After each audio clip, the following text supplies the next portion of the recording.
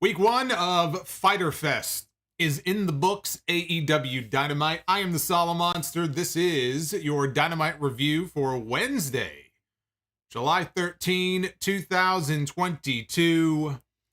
We have new AEW Tag Team Champions. I was not expecting to come on the air tonight and say that. That finish caught me by surprise, but after a hell of a main event, we do in fact have new Tag Team Champions, and their names are Keith Lee and Swerve Strickland. The same Keith Lee and Swerve Strickland who have been teasing a possible breakup now for the better part of a month. They went in a totally different direction tonight. And when I look back on this episode of Dynamite, this main event highlighted what was an excellent episode if you're into in-ring action.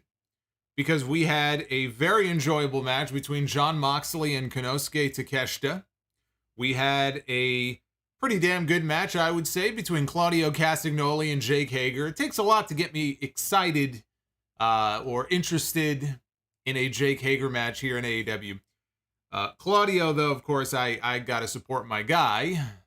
I got to support Claudio because Claudio's awesome. And I thought they had a very solid match. And then what we saw in the main event, Young Bucks, Keith Lee and Swerve Strickland, Powerhouse Hobbs, and Ricky Starks, all six guys, they went out there, especially those last few minutes of the main event. Excellent stuff, chaotic as you would expect, and a little curveball. Little curveball there thrown to us at the very end. Also, some news dropping tonight. It is now official. I mean, we've been hearing about this, but they made it official tonight. That the Now Arena in Chicago, or in the outskirts of Chicago, is going to host All Out this September.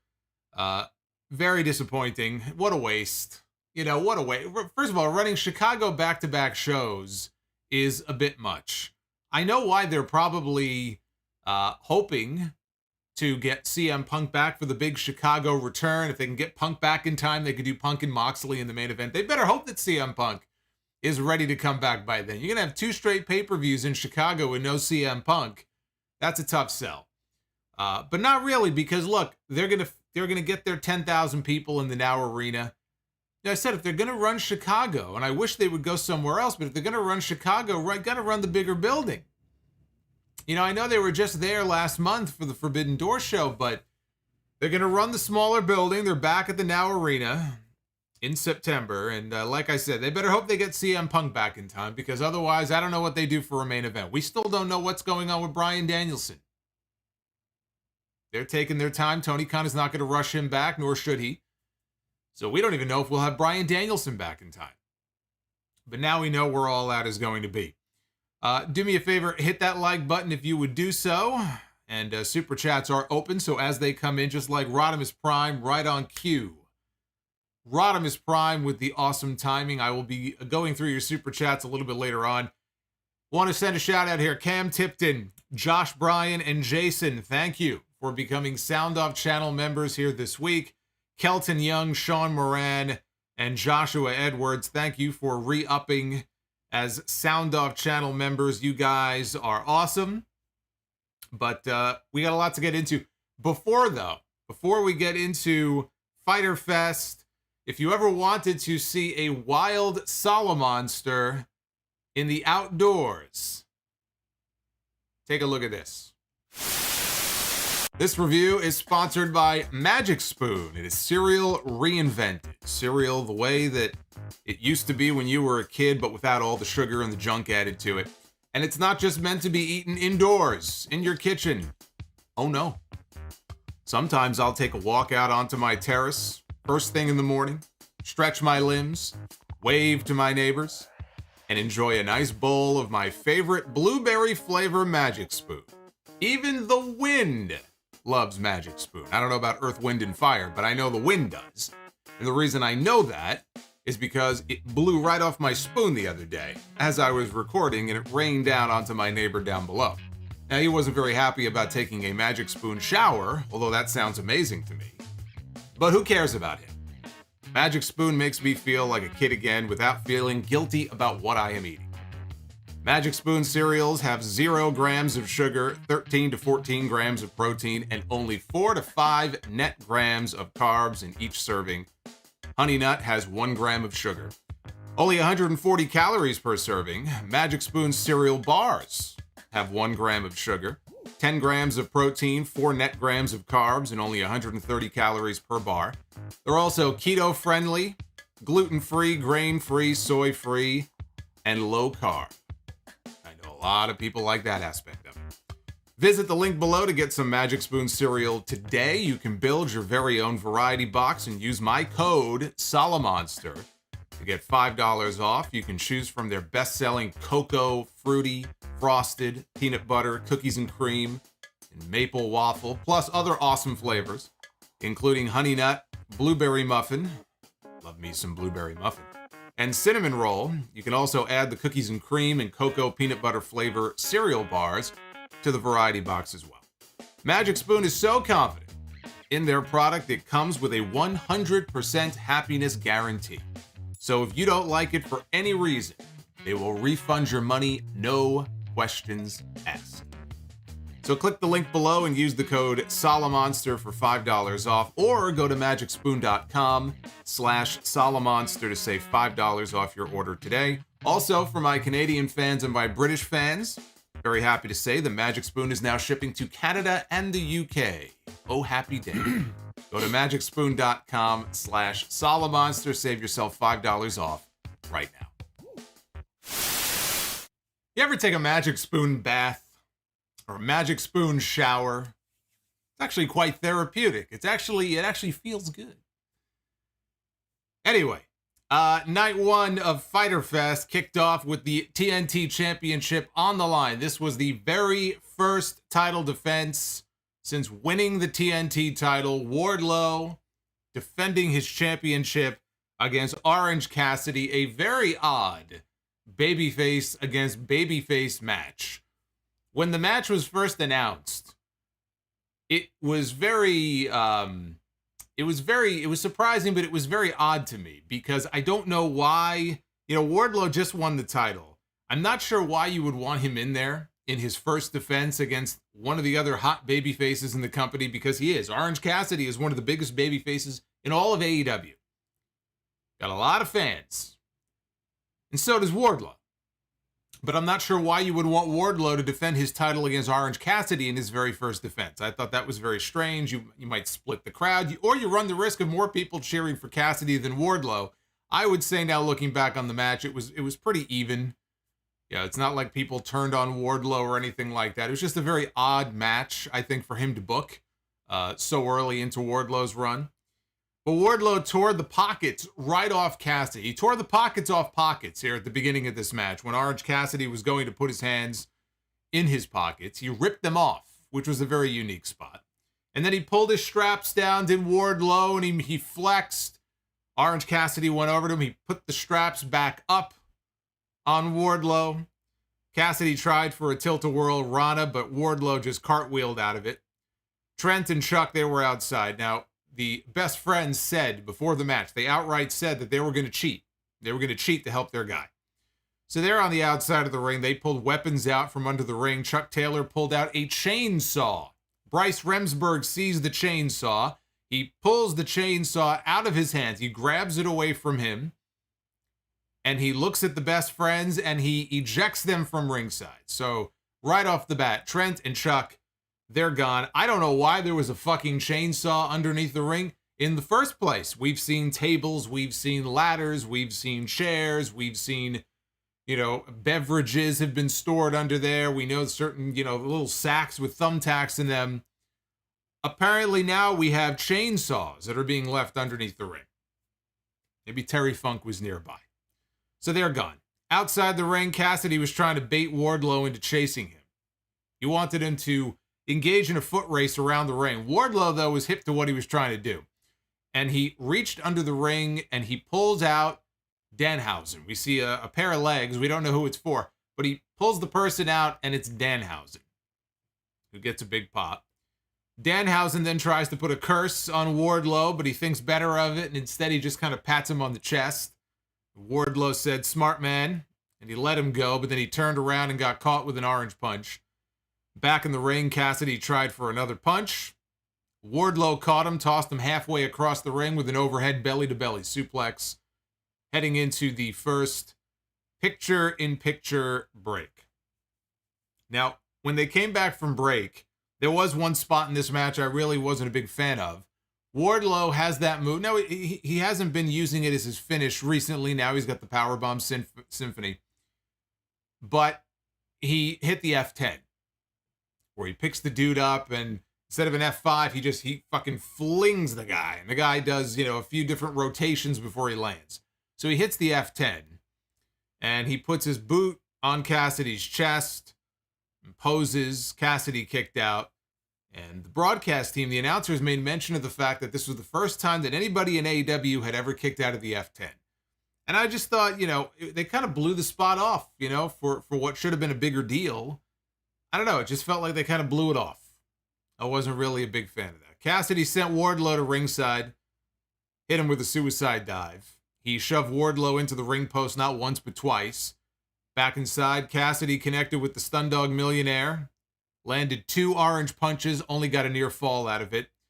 Cassidy went for another orange punch. Wardlow caught him, powerbombed him once, and pinned him. So there was no Powerbomb Symphony tonight. There was a Powerbomb note.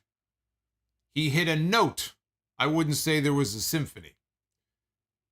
And he pinned him 1, 2, 3. After the match, Wardlow pulled Cassidy back to his feet, put his fist out, and Cassidy gave him a fist bump to end things. Again, a very odd choice, I think, for Wardlow's first opponent, but both guys were over. When this match was over, I thought that, it was not the hottest opener that we've seen on Dynamite. I was going to say it's a hot opener because the fans were into it, and they were. Fans were into it. Not the hottest opener I've seen on Dynamite. Not even all that great of a match. It was kind of abrupt. It was kind of brief. We had I don't know what they were thinking with the stupid chainsaw gig. I'm not sure if that has any kind of symbolism or why a chainsaw. Maybe I missed something, but, look, it was a win for Wardlow. We knew Wardlow was going to win. You're not going to beat him in his first match. Orange Cassidy, though, is over, so I'm not sure why you would want to beat him. He already lost to Will Ospreay at Forbidden Door. I think he's gotten, 1 or 2 wins on TV since then. I think against Ethan Page, maybe. But I wouldn't have beaten either of these two guys, because, again, they're 2 of your most over baby faces on the show. But Wardlow could not lose this match.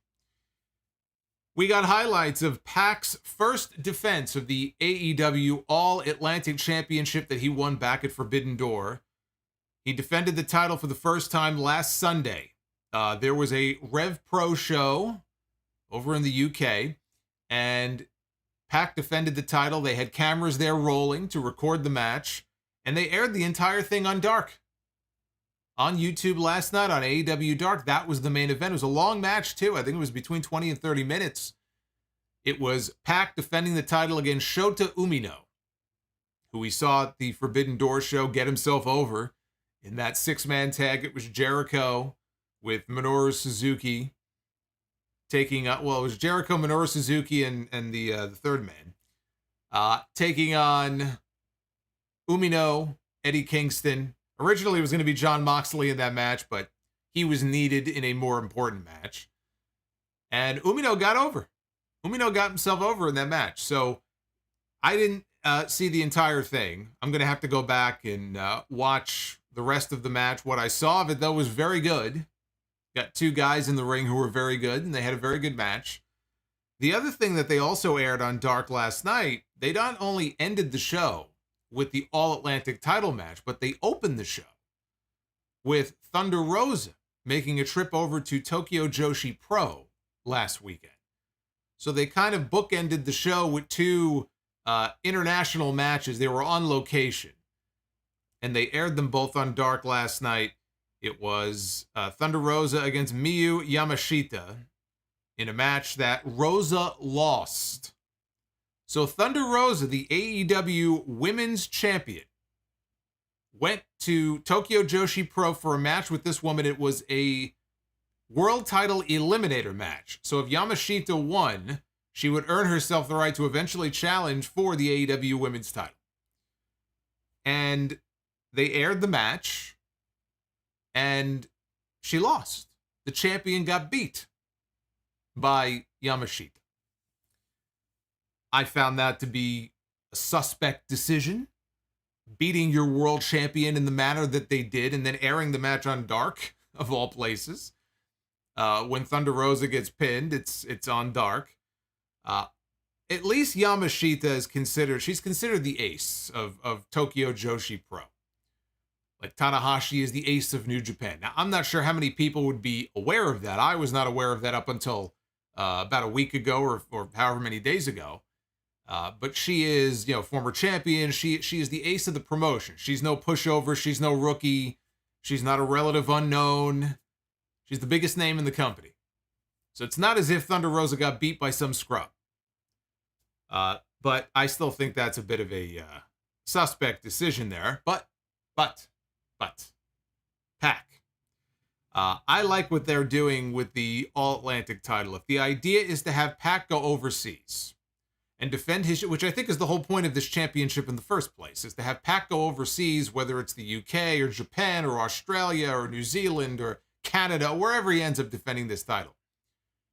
Take the title with him. And if they're going to film all of these matches so they can have the option to air them on television, to put them on Dark, then I like that idea. I like the fact that they were able to record the match and air it on Dark, and you get to see Pac going all over the world and all these different venues and all these different promotions defending the championship. It's the traveling title.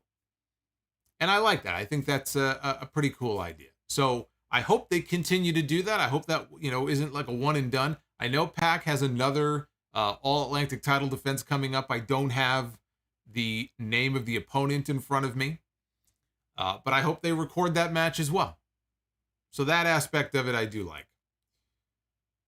We had Chris Jericho.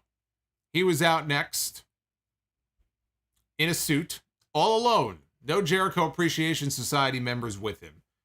Out to the ring to talk about his barbed wire everywhere match on Dynamite next week with Eddie Kingston. And by the way, since somebody asked about it in the chat, I'm a week early. I should have saved this for next week. I know I'm a week early because next week is Shark Week, but somebody wants to know about the shirt. You can't really see it. I got my shark shirt on tonight. So maybe I'll wear it again next week. I'm a week early for Shark Week, but I got my shark shirt on here tonight. So hopefully that answers that question.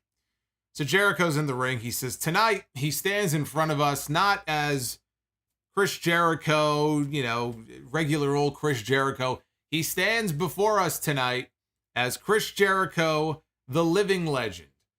And the first thing I thought of is Larry Zbyszko, wherever he may be, probably sitting at home in Florida somewhere. He's on the phone with his attorney as we speak. Anybody who remembers that whole controversy from years ago might have actually been with Jericho. Somebody started calling themselves the living legend. It might have been Jericho, and Larry got all pissy about it. He's on his phone. He's on the phone to his lawyer as we speak. So Jericho wanted to address a few things. First of all, he did not make Eddie Kingston a liar. Remember, Eddie Kingston said Jericho made him a liar because Jericho was one of the only people who did not bleed in blood and guts. And Kingston had said he was going to make Jericho bleed. He wanted to taste his blood. He wanted to know what it would taste like. And Jericho didn't bleed. Jericho says he didn't make Eddie a liar, but he's confused. He challenged Jericho to a barbed wire match because every drop of blood that Kingston shed was for his friends. Said that everything that Eddie does when it comes to friendship turns to crap. It's the worst curse being a friend of Eddie Kingston. He goes, let's go through the list. He mentioned Ortiz. Jericho shaved his head. He mentioned Santana, and the Jericho Appreciation Society took him out at Blood and Guts. And by the way, I did see that Conan on his podcast, who, from what I understand, is close with or friendly with both Santana and Ortiz, did seem to confirm the rumors and the talk. I talked about it last week, that there is a rift behind the scenes between Santana and Ortiz. They're not seeing eye to eye. They're not on the same page. I don't know if they're not friends anymore. Whatever the issue was, he seemed to confirm that where there is smoke, there is fire. But he said Santana got taken out. Bryan Danielson, Jericho took him out. We don't even know when Bryan Danielson is going to come back, he said. And then there's Ruby Soho. He goes, Eddie's Ruby. Eddie's girl, Ruby. What did that get her? He said a mangled hand and a crushed career. He told Eddie that he needs to take better care of his chicks. Jericho said Kingston is a mark for Terry Funk, Atsushi Onita, and Sabu. That's why they're having a barbed wire match next week. Jericho asked how many barbed wire matches that Kingston has been in. Jericho said that he was in his first barbed wire match when he was just 22 years old. Next week, he's not going to be facing Chris Jericho. Eddie Kingston is going to be getting into the ring with the Painmaker, who is unbeaten, he said, in AEW. Once he beats Kingston, Eddie can go back to drinking and smoking and drugging and whatever other excuses he has to cover the fact that he will never be at Jericho's level. He says if he wants blood, he's got it. And then this all built to the money line at the end of the promo. The money line was, he told Eddie Kingston, "You're not a liar, you're a loser." I like that line. I like that line a lot. And I like that he came out by himself. It was better this way. You know, it was better. It was just more focused. Just with Jericho being out there by himself and no Daniel Garcia, no 2.0 or Hager or anybody else standing behind him. So I think for what he was going for here, I think it set the table just as it was supposed to for the match next week. Now after this, they cut to the back and there's Eddie Kingston. And he's in the back. Ruby Soho is in the back. Ortiz is in the back. And Kingston was upset about, Jericho got 5 minutes. You're giving me 5 seconds here, but okay. And he encouraged Jericho to bring the Painmaker next week. He pointed out the cast. Ruby Soho had a cast on her arm after the angle they shot last week. And he pointed at Ortiz, pointed out the fact that Ortiz now has a shaved head because of Jericho. He said Jericho's going to pay, and he is going to enjoy it. And as I said last week, as long as it is not an exploding barbed wire death match, then we're okay. We don't need to have a repeat of what we had last year. I'm not a fan of the barbed wire stuff. I'll just lay it on the line right now.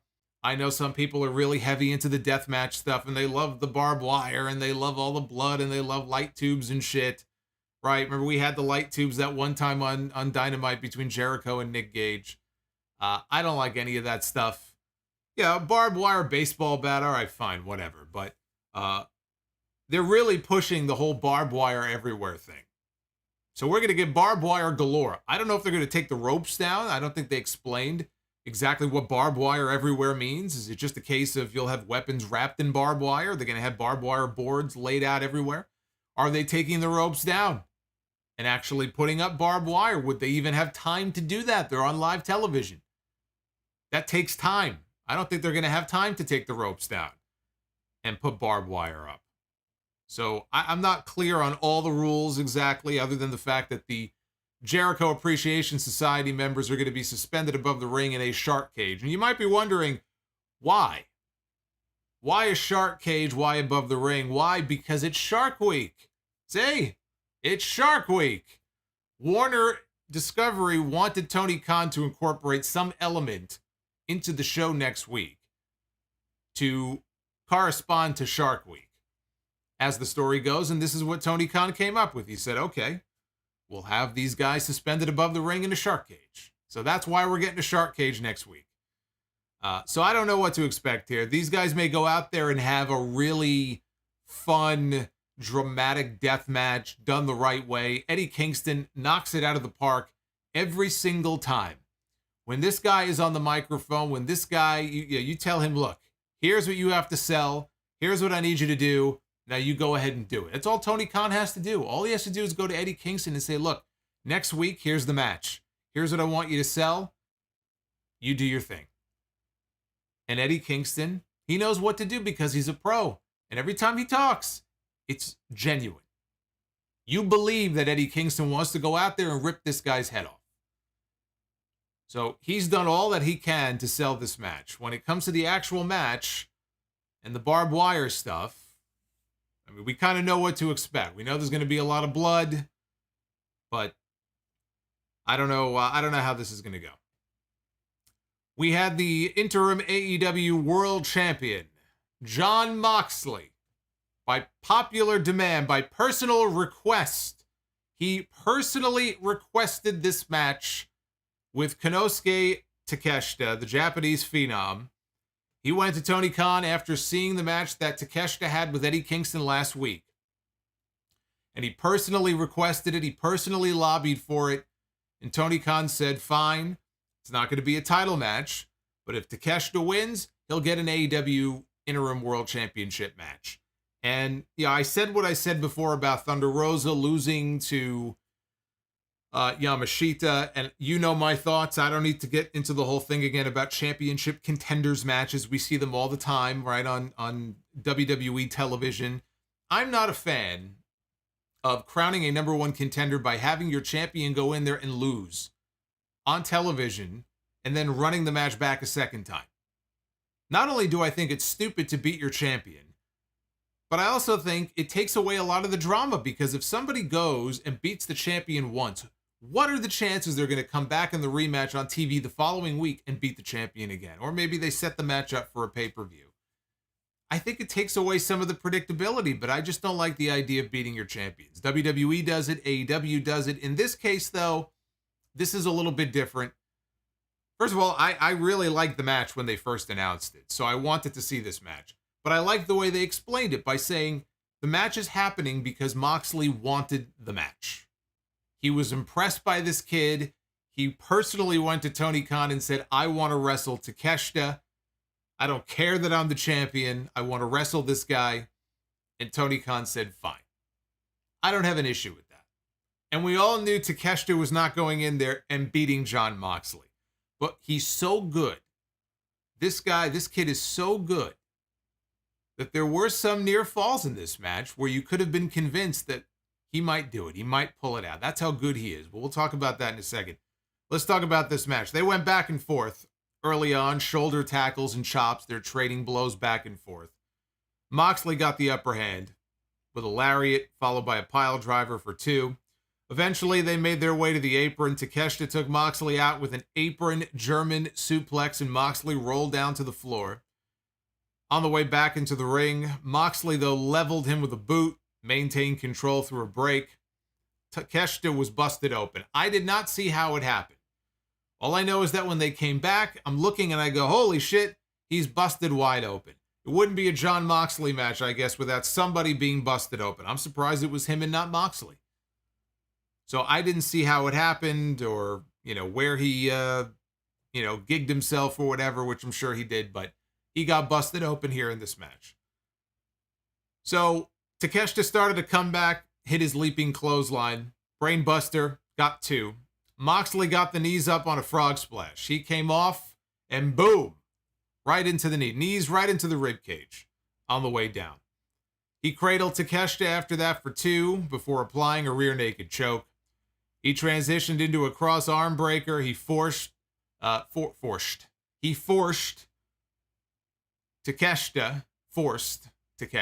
I should say, to the ropes for a rope break.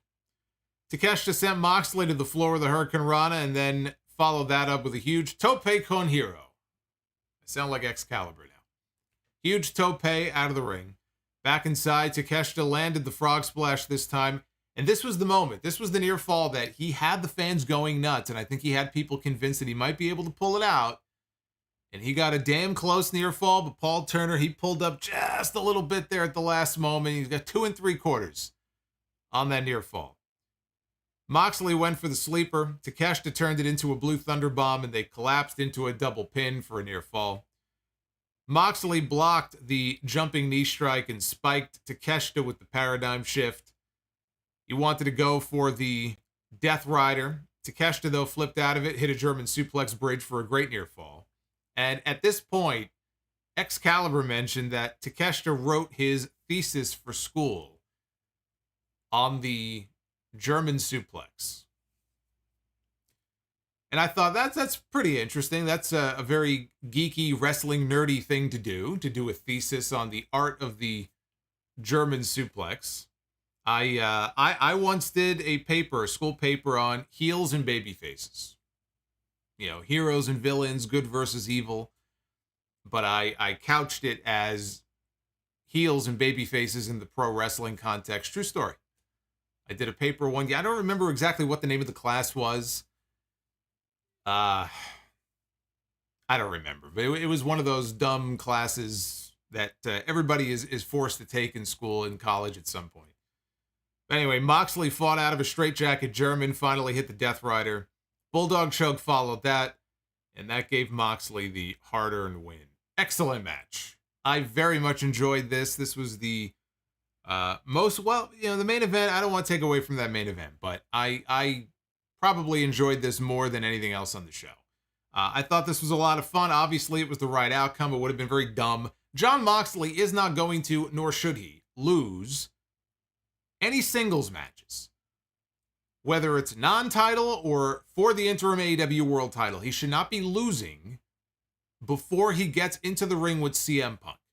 CM Punk is going to be back. He might be back sooner rather than later. That's the word on the street. CM Punk might not be gone for that long. I don't care if it's 2 months, 3 months, or another 5 or 6 months.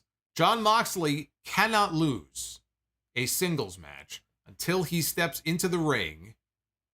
And I assume they're aiming for Chicago in September with CM Punk. That would be very, very dumb. So the outcome here really was not too much in doubt.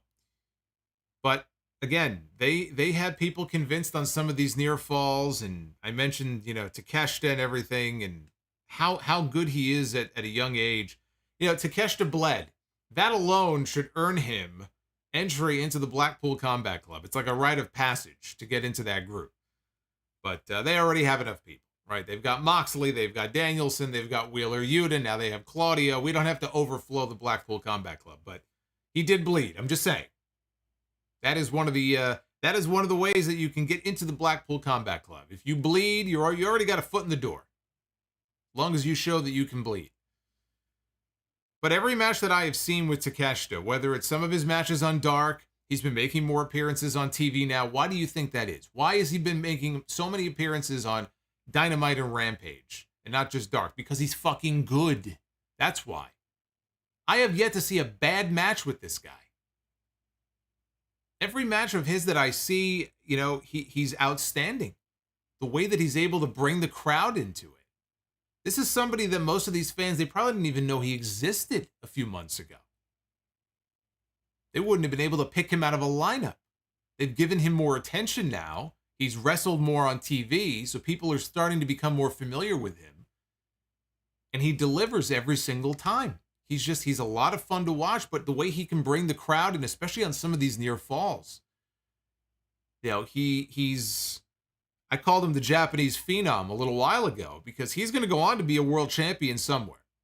I don't know if it'll be in AEW, but this kid's going places. I don't know what his contractual status is, if AEW is going to be able to maybe snatch him up, or if he's going to be going back to Japan soon. I don't know. If I'm Tony Khan, I'm making every effort to keep him around as long as possible, because this guy's going to be a star. But just his work is stellar, and I just thought this was a lot of fun to watch. Speaking of fun to watch, we have Christian Cage, who has fast become one of my favorite parts of Dynamite every week. Although, I don't know, a few more promos like the one we had tonight, and I fear he might jump the shark a little bit here. See? Shark. Got to work in my shark puns. Christian was out next with Luchasaurus Black, to address Brian Pillman Jr. and Griff Garrison, who were already in the ring. Cage says that he finds something extremely annoying about the Varsity Blondes. Just like Jungle Boy, Pillman had a father, as in past tense. But Pillman's father was a legend in this business, not some other business.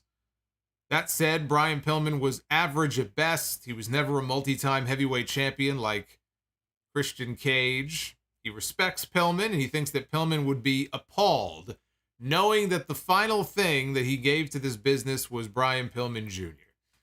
And then he turned his attention to Griff Garrison. He showed a picture of him from social media. He said he looked a lot like Jungle Boy, and he did in the photo. The hair, the body, the face. He looked a lot like Jungle Boy. And as soon as he mentioned Jungle Boy's name, it's almost like Luchasaurus snapped out of it, like his antenna went up, and he immediately started making his way down to the ring to commence the destruction that followed.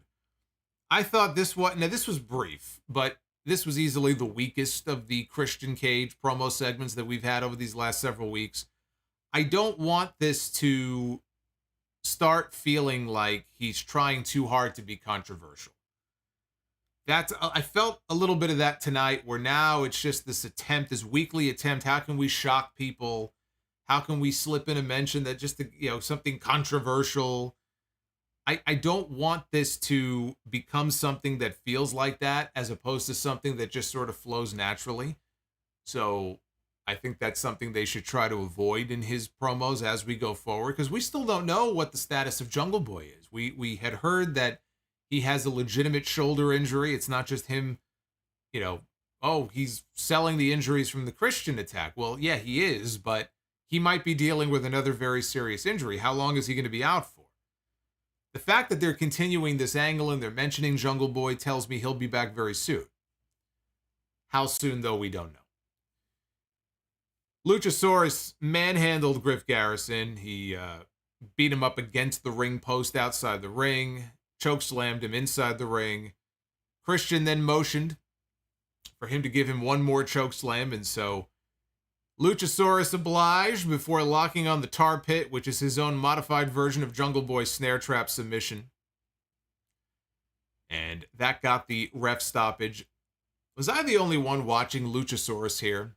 When he gave Griff the chokeslam in the ring, I got Kane vibes from like early Kane, like 97, 98 Kane. I'm not saying Luchasaurus is Kane from 98, but just him standing there with that mask on.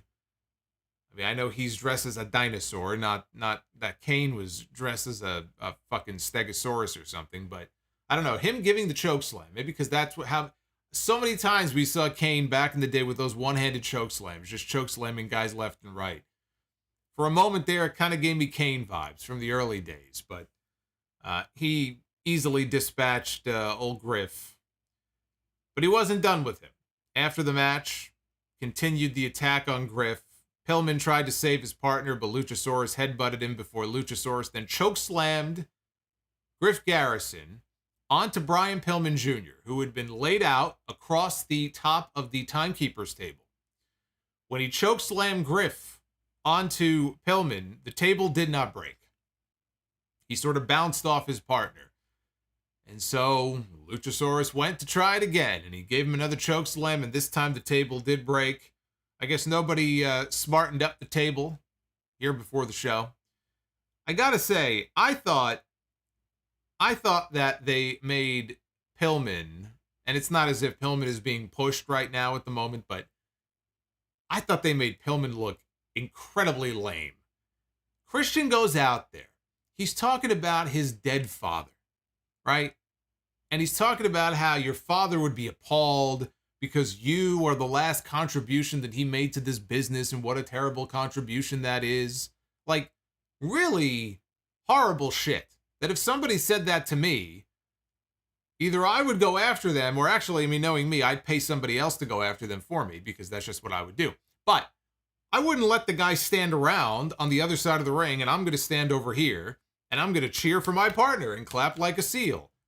Like, at no point did he even make any attempt during this match here to go after Christian Cage, who was right over there. He just stood there.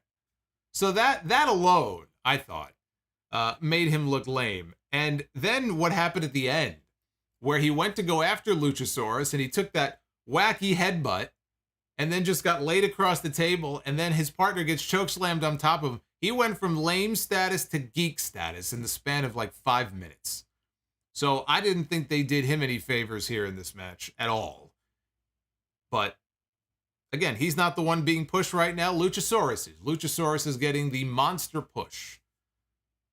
And speaking of geeks, I hate to say it this way, but speaking of geeks, Hangman Page was in the back with Tony Schiavone being interviewed by him. He didn't really say much of anything, but he got interrupted very quickly by John Silver and Alex Reynolds of the Dark Order, who issued a challenge to the House of Black. John Silver called them spooky perverts. And Tony Schiavone confirmed the match for Rampage this Friday. I understand that Hangman is friends and has been friends now for a long time, very friendly, with the Dark Order crew, with Silver, with Reynolds, and the rest of them. He's been hanging around them. This is nothing new. But this guy went from being the AEW World Champion to this. A random backstage segment. He's standing there in his tie-dye shirt, hair pulled back, tied back. Here comes the Dark Order interrupting him, building up a match where they're going to get fucking slaughtered. And then he just walks off. Even after Silver and Reynolds laid down the gauntlet to the House of Black and walked off, Hangman just like, and then he just walks away. This guy, he's done. Like, they got nothing for him right now. There's no plan. There's nothing. Now, what they could do, because I do want to see more Malachi Black in singles matches, they could build something with Malachi Black and Hangman Page. And I think that could actually be very, very good. And now that I say that, I kind of hope that that's the direction that they go in. I'm not sure, though, because they're going to be doing something with Darby Allin and Brody King. So maybe they're not doing that, but Hangman Page and Malachi Black in a program and them having a couple of matches together, I think would actually be excellent, but it also might result in Hangman Page losing again. Because I wouldn't have him beat Malachi. So it's been quite the drop here in these last few months for old Hangman Page. But I guess, look, he had his time, and there's so many guys, and there's only so many spots, and now it's going to be somebody else's time, and he's going to have to take a back seat for a while. Jim Ross was introduced for hour number 2. This is the new thing now where they bring out Jim Ross for the second hour of the show. Again, I think that is the smart play. I think that's the smart way to go. Shout out to Naef. I see Naef just dropped some super chat love. Cheers, everybody. I got a new mug. I know some of you have been waiting for this. Got a new sound off mug. So you'll be happy to know. But Jim Ross was introduced just in time for Claudio Castagnoli against Jake Hager, right? They bring Jim Ross out for the Hoss match. This is right up his alley, right? Jake Hager from Perry, Oklahoma, fellow Oklahoman. Let's bring out the other Oklahoman to do commentary here for his match. Perfect timing. We got We the People chants. So I mentioned last week, I said 2 real Americans, going to be going at it here. They were a good team. Once good friends. I put it in the thumbnail for tonight's video. Good friends, better enemies. Claudio hit the running uppercut right at the bell. Teased the giant swing. Hager, though, escaped. Out to the floor. He took out Claudio with a clothesline. Back inside, Claudio countered the Vader bomb and caught Hager with a 619.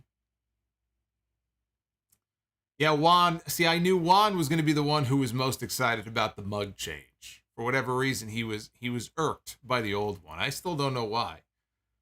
So now he'll be very happy now. After a commercial, Claudio landed a springboard uppercut. Diving crossbody from Claudio got 2. Claudio gave Hager the giant swing and then locked on a sharpshooter. Apparently in AEW, you are not allowed to call it a sharpshooter. I guess maybe out of respect to Sting, because Sting is on the roster and he's in the company, so it's a Scorpion Deathlock. And I know that Sting was using the Scorpion Deathlock before Brett was using the sharpshooter, but I don't care. It will always be the sharpshooter. It will always be the sharpshooter. He had Hager beat. Hager, though, signaled for the Jericho Appreciation Society to run down and distract the referee, and that distraction allowed Hager to hit a Uranage for a near fall. Hager went for the ankle lock. Claudio countered it, hit a big back suplex, went for another sharpshooter, but 2.0 jumped up on the apron. So Claudio took them out and then hit the pop-up uppercut and the Ricola bomb for the win. I thought this was good stuff from these two. Solid win for Claudio, who... I don't know how many of you saw the Sports Illustrated interview or article on him earlier, but he told Sports Illustrated that he would take the high road as far as talking about his time in WWE. So it sounded like there's certain things that he could say, but he was gonna take the high road and focus on the good times and focus on the positive experiences he had there. But he did say that when he left back in, I guess it would have been February, he knew where he was going to go. So all this time, people were wondering, what's he going to do? Is he going to go back? I thought he might go back to WWE. You know, the two sides were negotiating on a new deal. They could not come to an agreement on a figure, so it's not as if they fired him. It's not as if he, you know, was dying to get his release and leave. So I thought there was a chance he might go back. I'm glad he didn't, though. I'm glad he left. I'm glad he's in AEW. Because now he gets a chance to work with not just Jake Hager and Chris Jericho and people that maybe he already worked with in WWE, but there's so many other people. Him being part of a group with Bryan Danielson, led by William Regal, that alone, I love it. It's a great spot for him to be in, but there's so many other people, so many new people, or even older faces that maybe he never had a chance to work with. The guy was in WWE for 11 or 12 years. I mean, you include his developmental time, it's even longer, I think. Over a decade. You know, every now and then, I mean, the time comes, you just need a change of scenery. It's like a player being traded from one team to another, from one city to another, one stadium to another. Sometimes you just need a change in scenery. I like the new scenery for Claudio. But he made it clear he knew exactly where he wanted to go. He just wanted to take some extra time, recharge his batteries before he got back into the ring. Lexi Nair was backstage with Hook in a stairway somewhere. Hook was in his hoodie, his hookie, whatever you want to call it. And she asked him if he was going to go for a championship in AEW, seeing as how he is undefeated. And Hook just stared at her and walked away and never said anything. I guess there's no more Hookhausen. We haven't seen him and Danhausen together. You know what? It's for the better. One and done. I mean, they were over, but one and done. They got their one win. They popped the crowd. Didn't need to be anything more than that. I like that. I like that it didn't overstay its welcome. I think they still would be very over. It's not that it couldn't have worked, but I never really wanted Hook to be too deep into the comedy stuff anyway. So I kind of like, in fact, I like a lot that they transitioned away from that. Although I do have a question. I really was thinking about this in the main event. When we saw Starks and Hobbs, at what point was there any kind of a split with Hook and Hobbs and Starks? Because we don't see them together anymore. And I understand that they're treating Hook as a babyface, basically. The fans have taken to him as a babyface. The other two are heels. I just think there was so much more that could have been done there before you did that split. And then you could have had Hook in the ring with a Ricky Starks, you know, and I mean, at one point I made the comment, I said that Hook should be the one to take the TNT Championship from Cody Rhodes when Cody still had the TNT title and was getting booed by crowds. And I said, oh my God, give it a few months, maybe double or nothing. You put Hook in there against Cody for the TNT title, that place is going to go nuts when he locks on the red rum and he wins that championship. And then we all know what happened with Cody, right? So much for long-term booking. That went out the window. But then I thought about it some more and I said, you know what? That would have been a mistake. That would have been a mistake. It would have been too soon for the TNT title. But there's another title that's being carried around, barely defended in this company, that would have made a hell of a lot more sense. Because Ricky Starks now, for I think over a year, has been carrying around the FTW Championship. The FTW title was literally created by Hook's father, the captain of Team Taz, Taz himself. It's his title. What better person to carry on the lineage of the championship than his own son? So why not build to some friction in the ranks of Team Taz? And when the time is right, you have Hook take the FTW title from Ricky Starks. And I suppose they could still do it. In fact, I put that now into the atmosphere. Maybe I'll wish it into existence. I think that's the way to go. If Hook is going to go after a championship right now, Wardlow has the TNT title, so that's a no-go. Pac has the All-Atlantic title, and he's not even in this country. He's all over the place wrestling everywhere else but here. So that's off the table. He's not going after the world title. The FTW title is the one that would make sense. So I would like to see them build to something with the two of them, but I just think it's odd that he just stopped helping them. He stopped hanging out with them, and there's been no mention of it. There was never any kind of an angle that was shot for it on TV. I just thought that was, very strange. And I understand the FTW title is not treated as anything special. I see Juan mentions he compares it to the 24/7 title in WWE. I wouldn't say that. I would say it's one small step above the 24/7 joke belt. That title is treated like a joke. This title is not treated like a joke. It's just not focused on. It would not be very difficult to create an angle around it and get people to want to see Hook win his first championship and have it be the title that his own father created. That's the angle that I would do with Hook. If he's going to win a title, that's the title for him to win. We had Thunder Rosa and Toni Storm in the back. They did show some highlights of the end of the Thunder Rosa match with Yamashita that they aired from Tokyo Joshi Pro. Again, it was more of a leverage thing where Yamashita rolled over and pinned her. It wasn't like she, hit her finish and beat Rosa.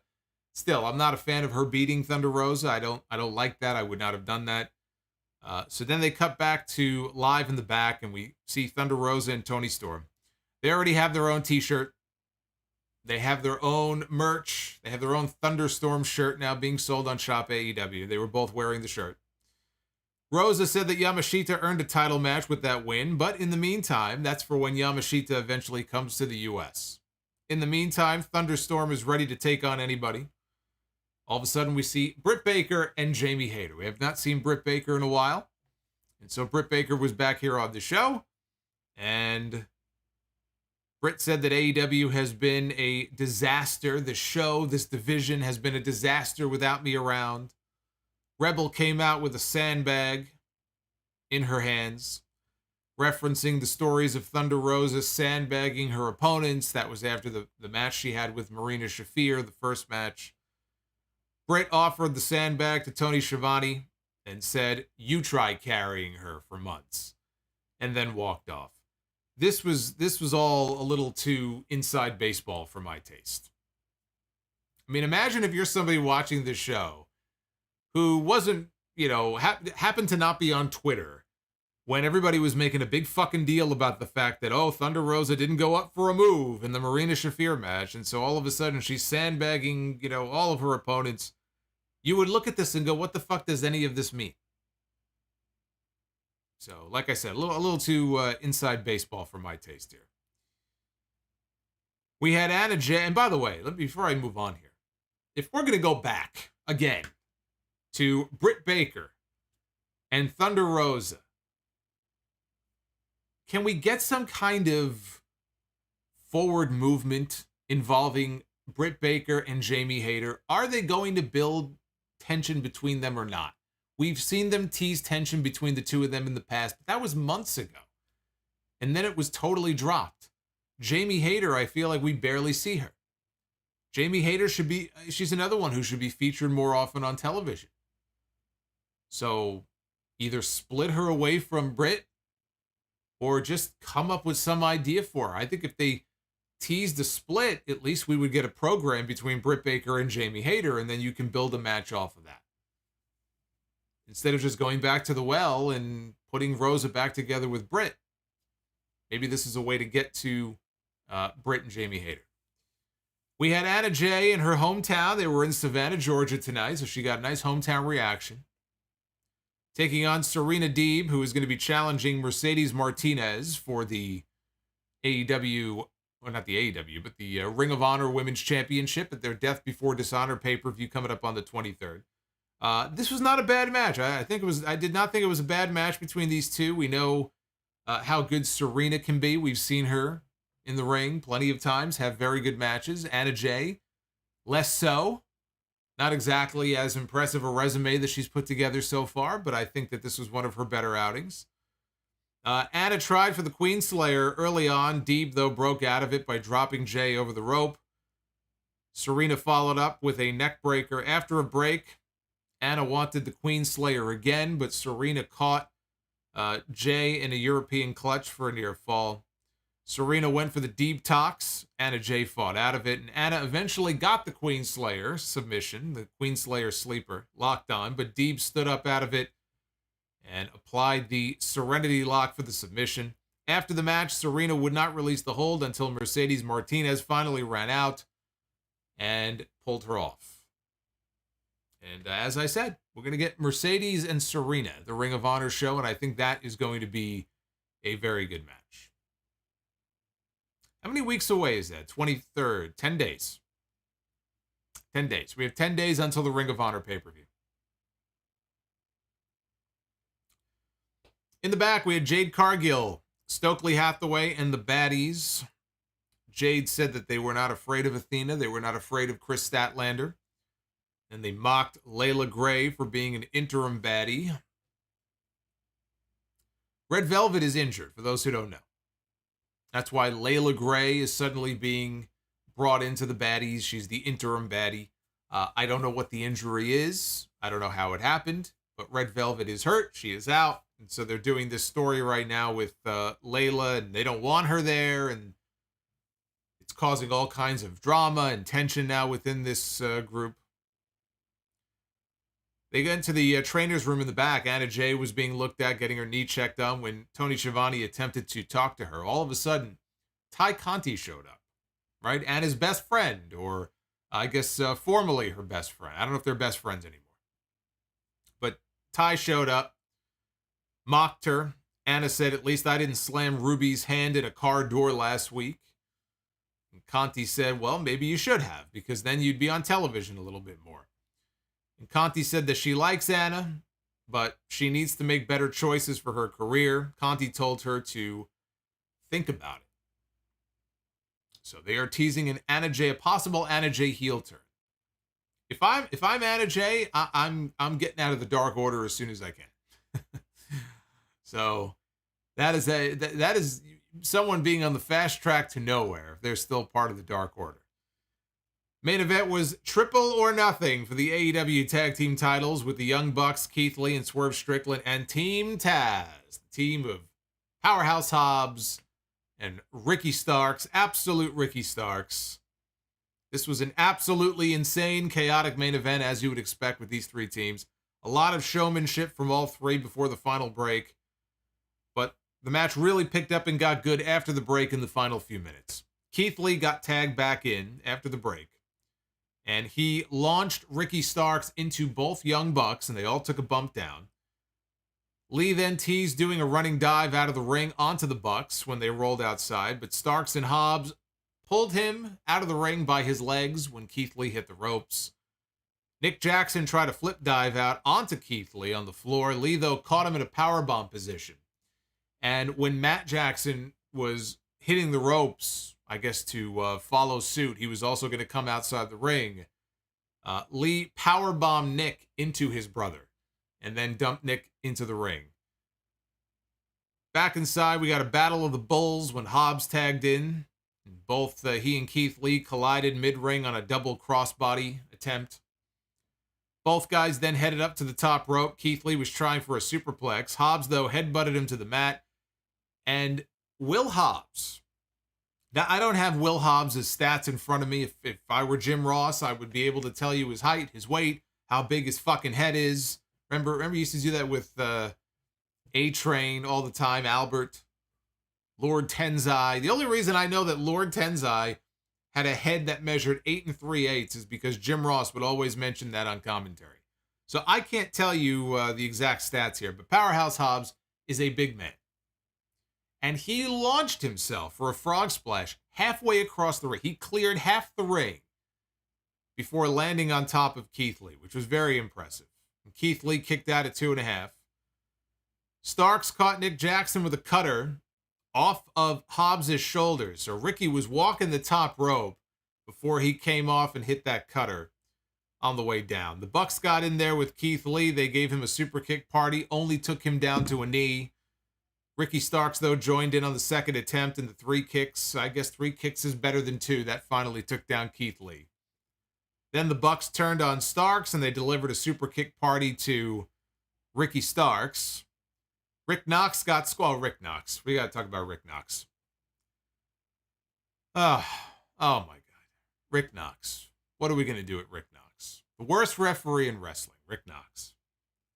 So Rick Knox got squashed in the corner by Will Hobbs. And at first, he took a good bump. He was in the corner. He was trapped in the corner. Will Hobbs came charging in from the opposite corner. Somebody moved out of the way. And Hobbs squashed Rick Knox in the corner. Now, all Rick Knox had to do at this point was just fall down. He got squashed by a locomotive, okay, who crushed him in the corner. All he had to do was fall to the ground. Now, I don't know if somebody else screwed up and he was just kind of going with whatever the plan was, but there's no reason for him to do anything other than fall down after that spot. Instead, he kind of he doesn't fall down, but he's like on wobbly legs. And then I don't know if the idea was that Hobbs would be knocked backwards a second time into the corner and then Rick Knox would fall down. But Rick Knox, eventually he did fall, but he took this awkward, ridiculously stupid-looking bump. Just completely fucked the whole thing up. How hard is it to just fall down? You've been crushed in the corner by a 275-pound man coming in at 50 miles an hour. All you have to do is fall down. That's all you got to do. He couldn't even do that. So Lee and Swerve, they hit their... Rick Knox is fast becoming the Nick Patrick of AEW referees. What an insult to Nick Patrick. I don't know, Nick Patrick, Nick Patrick used to take these very over-exaggerated bumps. But I never thought of Nick Patrick as being a terrible referee. Nick Patrick, his father was the assassin, right? Jody Hamilton. So, he was born into the business. I think he used to wrestle early in his career. But he used to take some pretty good bumps. But the thing about Nick Patrick is he would take a bump and he would, throw his hands in the air.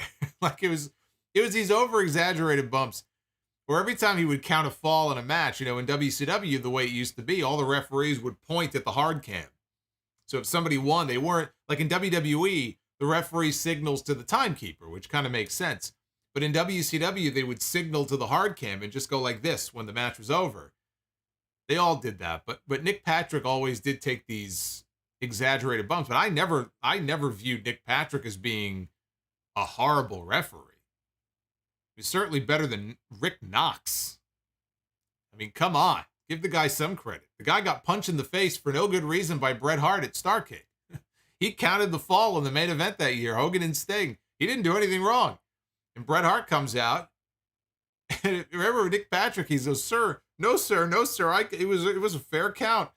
And Bret just punches him for no reason. Bret looked like such a fucking fool. You thank Hogan for that. Anyway. Lee and Swerve hit their double team stomp finish to Matt Jackson. Had the match won, but the pin got broken up.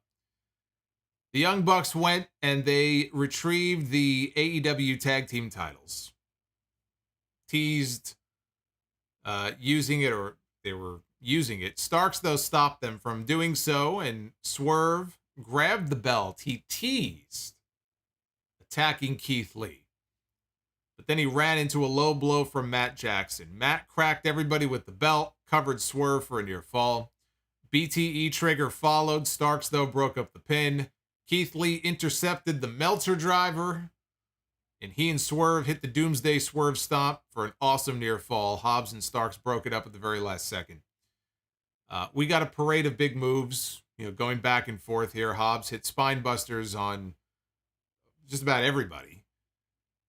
Ricky Starks killed Swerve with a spear. Ricky Starks is not a big man. His partner is. Ricky Starks is he's a small guy relative to a lot of other people on the roster, but he killed Starks with this spear. This spear looked and sounded great. Cut him in half with it, stacked him for the pin, but the Bucks broke it up. Brandon Cutler distracted the referee, though inadvertently allowed Keith Lee to hit the Bucks with Matt's shoe. Keith Lee gave Hobbs a release belly-to-belly suplex out over the top rope, and Hobbs landed hard on the floor, right on his ass, right on his tailbone. So that looked rough. There was a spot where Swerve Strickland, who is kind of a marvel in these matches. Swerve is one of those guys, kind of like Ricochet, where I see him do things in the ring sometimes that really, I feel like in the laws of physics, should not be possible for a human being to do. He is the kind of wrestler who very often, especially in a big match, will pull something out that just makes me go, how the fuck did he do that? And I've seen him do this before, but it never gets old. There's a spot here where Keith Lee is standing on the apron. And to be fair, Keith Lee he is a large base to work off of. He just is. He's a massive human being. Swerve landed a moonsault off of Keith Lee's chest. He kicked off and hit a moonsault off of his tag team partner's chest down onto the group of heels. The Bucks and Hobbs, I think, were out there. Wipes them all out on the way down. Ridiculous. Absolutely ridiculous. Keith Lee then pounced Ricky Starks into the next fucking millennium inside the ring. That took out Starks. And Keith Lee hit a cannonball dive out to the floor. He was bound and determined to do this dive. He got cut off earlier in the match. This time, though, the dive connected. Back inside, though, Swerve landed the Swerve Stomp to Ricky Starks. And with that, we have new AEW World Tag Team Champions. Swerve in their glory. It is Keith Lee. It is Swerve Strickland. They've got the gold. Their first taste of gold here in AEW. So they got some confetti. They got barely any time to celebrate before they went off the air because they ran out of time. They ran out of time, so we didn't have any kind of replay. We didn't really have much time to absorb the win. And this has been a problem many times before in AEW. It was a problem after Samoa Joe won the Ring of Honor television title.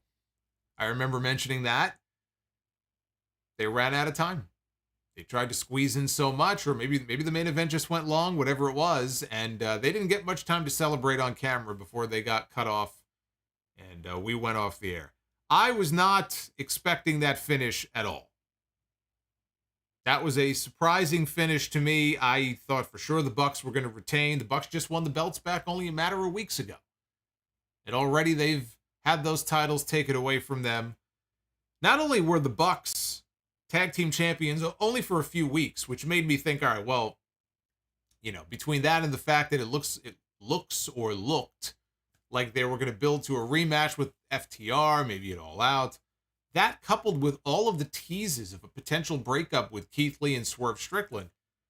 I mean, if the titles were going to change hands in this match, if anything, I would have thought it would have gone to Starks and Hobbs. And to be honest with you, I would have been fine with that. Starks and Hobbs are a great team. But Keith Lee and Swerve Strickland are also a fucking great team. They got put together. They work great off of each other, and tonight was a great example of that. They work great together. I appreciate the fact that they have some unique tag team offense.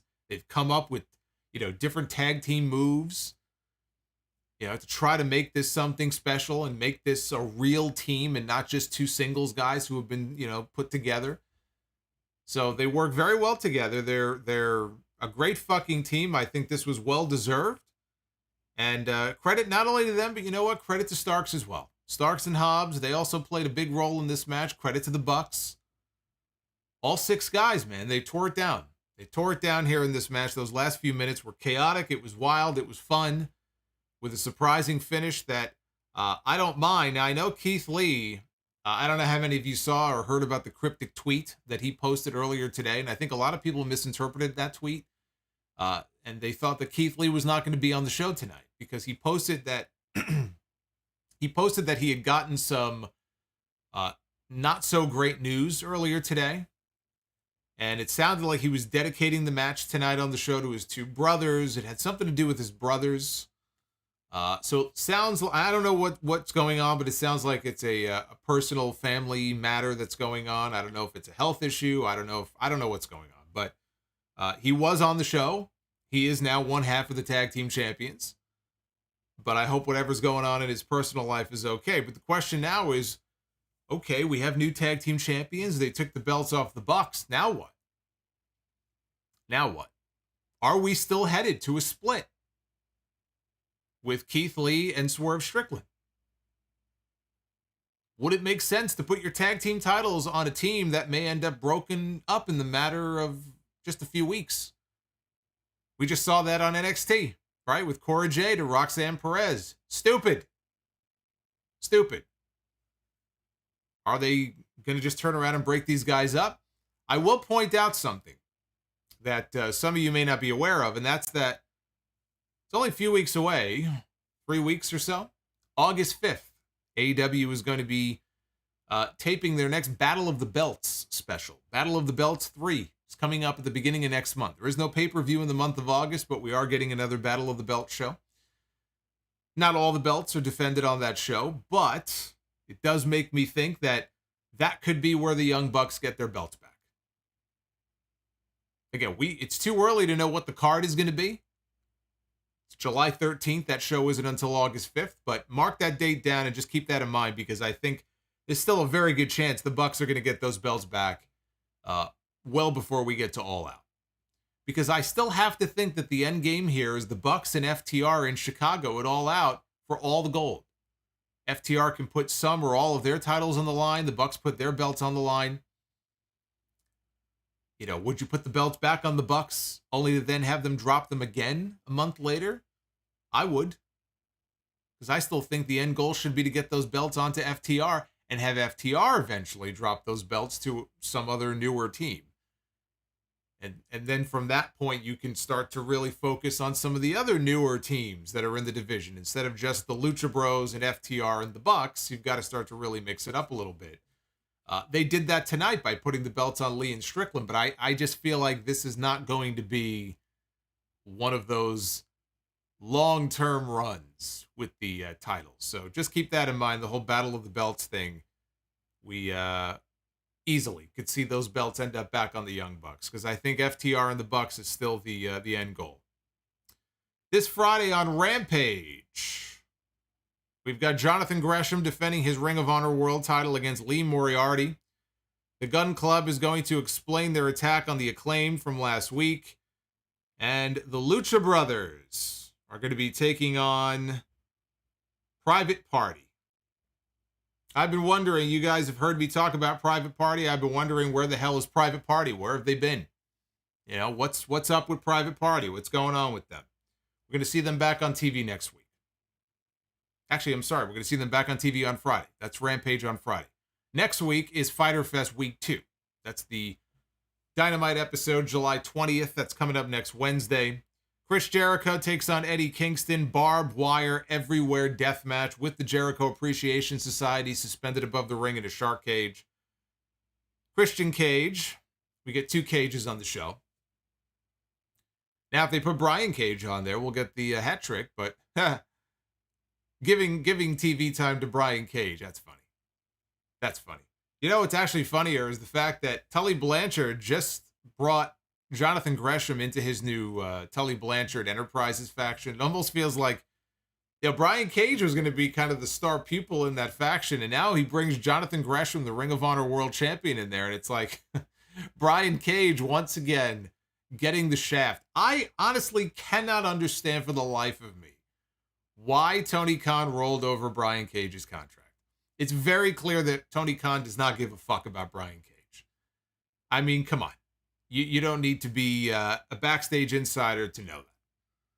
It is very clear that Brian Cage is not a priority for Tony Khan. Tony Khan does not give a shit about Brian Cage, and yet he rolled over his contract for another year, to the point where even Brian Cage commented that he was surprised. He expected to be gone. And when he found out that his contract was being rolled over for another year, he was very surprised. The man himself was shocked that Tony Khan rolled his contract over. So I don't know what the fuck is going on with him. I assume he's still part of Tully Blanchard Enterprises, but he won't be challenging for the Ring of Honor World title anytime soon, I guess, now that they're stablemates. It's a very bizarre situation. I have no idea why he rolled the contract, unless he's just trying to be Vince McMahon and he just doesn't want to let the guy go somewhere else. But again, if you don't care about him, I've always said this even about people WWE holds on to, let him go. If you're not doing anything with them, if you clearly have no plans for them, and you don't care about them, let them go. Contract or no contract. Just let them go. Why are you holding on to them? You find an old toy that you forgot that you had. It's in the closet. You know you're never going to use it. You have no use for it. You don't even like it. You have a different one that's kind of similar, but it's newer and it's better, but you're going to hold on to the old one. It's going to collect dust in the corner. That old toy is Brian Cage. He's been in the corner of the closet collecting dust. Let it go. I don't get it. Christian Cage and Luchasaurus are going to take on Varsity Blondes next Wednesday, and Brody King will go one-on-one with Darby Allin. They shot an angle. It was at a signing somewhere. It looked like a Hot Topic. They were in a fucking mall somewhere. Darby Allin was doing a signing, and Brody King showed up, and Brody King powerbombed Darby through a table. So imagine being in the mall, you're shopping, right? You're going from store to store. There's Dick's Sporting Goods, and there's the Apple Store, and there's Spencer Gifts, and there's all these different places. Let's go to the food court. We've got all these different places where we could have lunch. They've got Subway. They've got Burger King. They've got this great Chinese place here with the bourbon chicken, right? They've got all these different places. Let's sit down. Let's have a meal. Now we're going to walk off our food. Let's go up to the third floor. You're walking by. You look over. There's Hot Topic, and there's fucking Brody King powerbombing Darby Allin through a table. Just another day at the mall. So now they're going to wrestle on Dynamite next week. Boy, I took the scenic route there, trying to get to the point, didn't I? Let's go to the poll. See what you guys thought here on Twitter. Almost 1,000 votes in. 81% of you have given this show a thumbs up. 10% thumbs in the middle, and about 8% of you say the Dynamite tonight was a thumbs down show. I don't know about those people. I mean, I would at least go thumbs in the middle. I would go thumbs up. I don't know how you would give it a thumbs down, but I guess some people thought it was thumbs down. So at Solomonster is the place to go on Twitter. You can vote in that poll. Before we get into all of your super chats, and again, this is the time to get them on in. If you want to send in a super chat, if you want to support the channel, if you want to support what I do, if you want to drop a question, if you have a comment, now is the time to do so, and I appreciate all your support. I do want to mention this first, though. I'm very excited about this. If you missed it, if you are a fan of the Sound Off Gamer My Rise series, episode 7 is now up for your viewing pleasure. Solomonster goes to the main event of WrestleMania. Of course he does. Solomonster would not get into this business unless he was going to go to the main event of WrestleMania. We all know that. Over an hour. Kill some time. Check out Sound Off Gamer. It is up on the channel right now if you missed it. Oh! We got the Shanky Dance. Oh, look at this. Who was that? Was that JM? I think it was. That was JM with the $40 Solomonster Shanky Dance super chat. One of the new ones I've added. I think my favorite one, though, is the new, it's either 60 or 65. It's the Men on a Mission rap. Where I rapped on one of the streams, so I decided to turn it into a super chat. No, I did not point to the WrestleMania sign. That's one thing I did not do. If it were up to me, I would have had a bazooka and I would have blown the WrestleMania sign to smithereens, but I couldn't find a bazooka. Apparently, you can find chainsaws under the ring in AEW, but in WWE, there's no bazooka, there's no grenade launcher. So the sign remains, but there was no pointing at the WrestleMania sign. Nor will there be.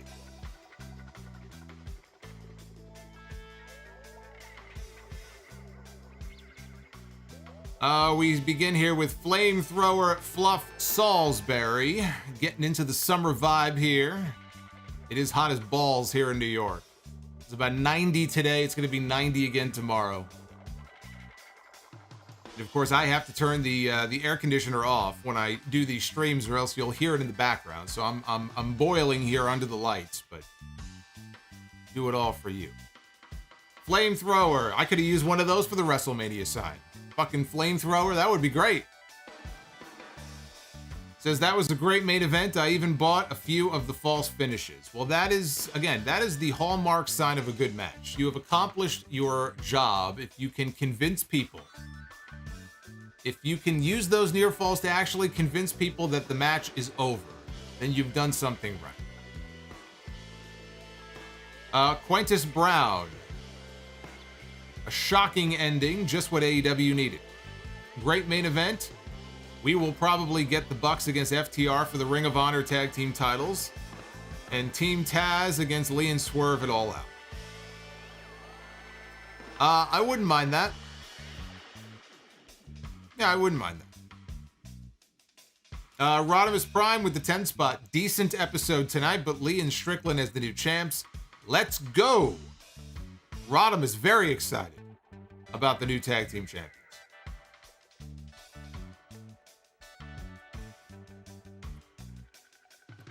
King Bling Blah, thank you for the super chat. United Center has no shows booked all out week. I mean, that's what I've been saying. Why would you run the smaller venue? You can easily get 5, 6, 7, maybe even 8,000 people more in the other building. It'll look bigger. It'll be louder. It's I think just a case where they have this loyalty to that building because that was the building they were in from day one. And yeah, or maybe they're getting a better deal. Maybe it's more expensive to run the United Center, and so they say, well, we'll just go with the smaller one. I don't get it. I don't know if you had the other building. If you're going to run Chicago, you may as well run the United Center. I know they just did, but if you're going to run Chicago, you may as well run the United Center. If the building is open, if the building is available, then why not run the UC? I don't get it. Deuce with the $4.99. There was a leaked all-out graphic from the Now Arena with Punk front and center that went out before the main event ended. Seems like he'll be back soon. Yeah, I get that sense too. I think Punk is on his way back. You know, probably within the next month. I would think CM Punk will be back within the next month. And then that gives them at least a solid 3 weeks to really build for the main event of All Out. Magician Sapphire. I think eventually it's going to be OC and Pac for the All-Atlantic Championship at Full Gear.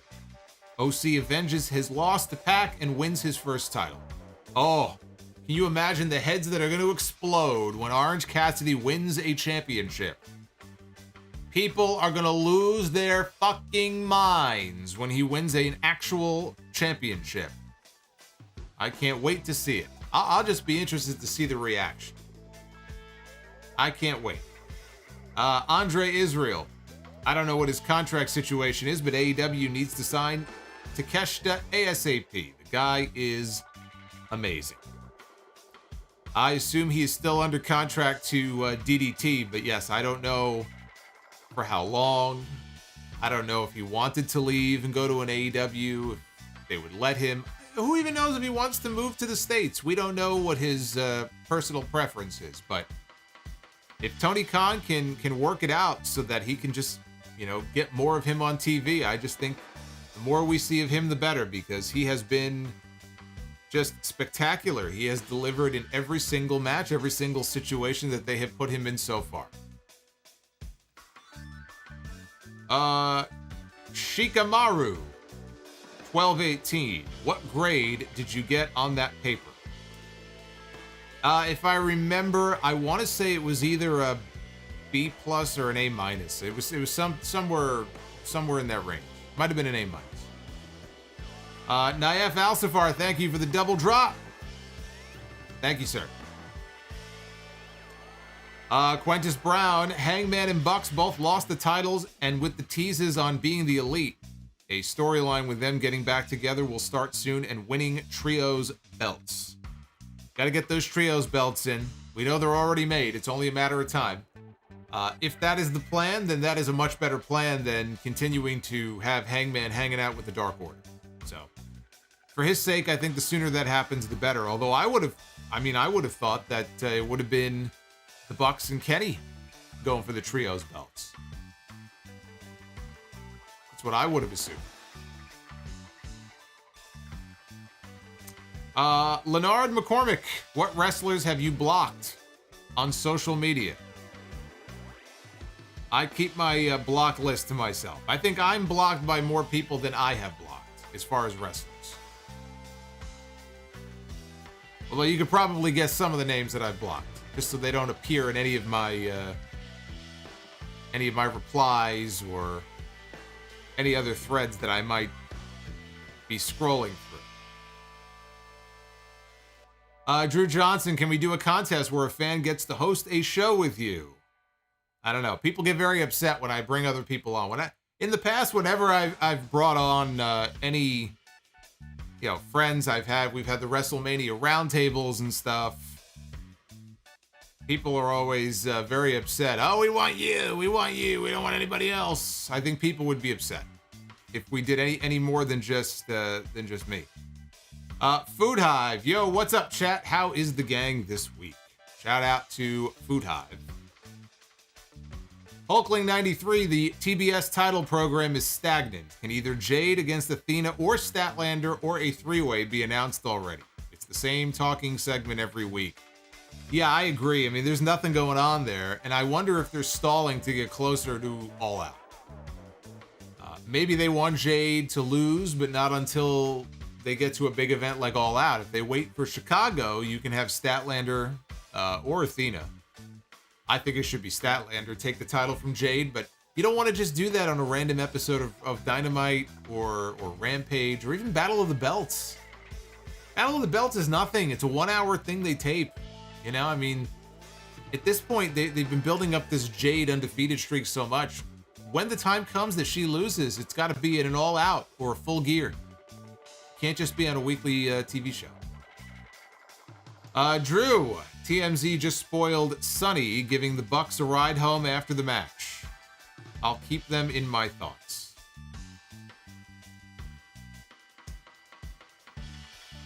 Food Hive, why is Tony Khan so horny for Chicago? I don't know, maybe it's their pizza. I don't know. I mean, it's a hot market for them. Right? I can understand him wanting to run there all the time, but you gotta expand your horizons. He's talked about wanting to go to Canada and the UK. It's too bad they couldn't make Canada work for All Out. Canada in Toronto. All Out in Canada. Toronto is in Canada. What I was trying to say is All Out in Toronto is what I had pitched, I think, a couple of months ago. Even before everybody else started talking about it, I said, you got fucking Toronto. Imagine that first AEW show in Canada. Canada traditionally has such loud, energetic, passionate wrestling fans. And you get All Out in there, the first Canadian AEW show. Just imagine the atmosphere for that show. Hey, Bonkers just subscribed. Bonkers LFC. What's going on? There's JM with that $40 super chat drop from a few minutes ago. In my opinion, Jamie Hayter is too talented and has too much upside to continuously carry Britt Baker's bags in corny backstage segments, still holding out hopes for a split. What I just talked about earlier, brother, you and me are on the same page. Shit or get off the pot. Enough already. Either start building some tension between them, kind of get back to that again. They kind of got away from it. Or just figure out something else to do with her because, like you said, she's her lackey. She's in the background. She's playing second fiddle. And we're not really seeing hardly any of it. You can have multiple women's feuds at the same time. You can have more than two.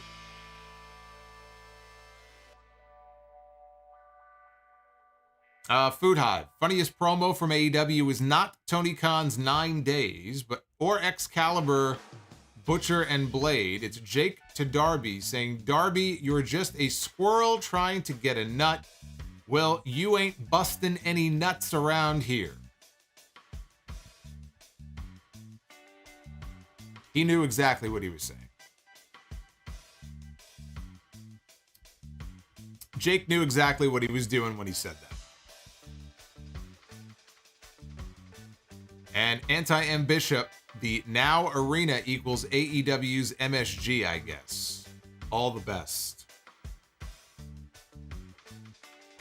Well, MSG is nicer.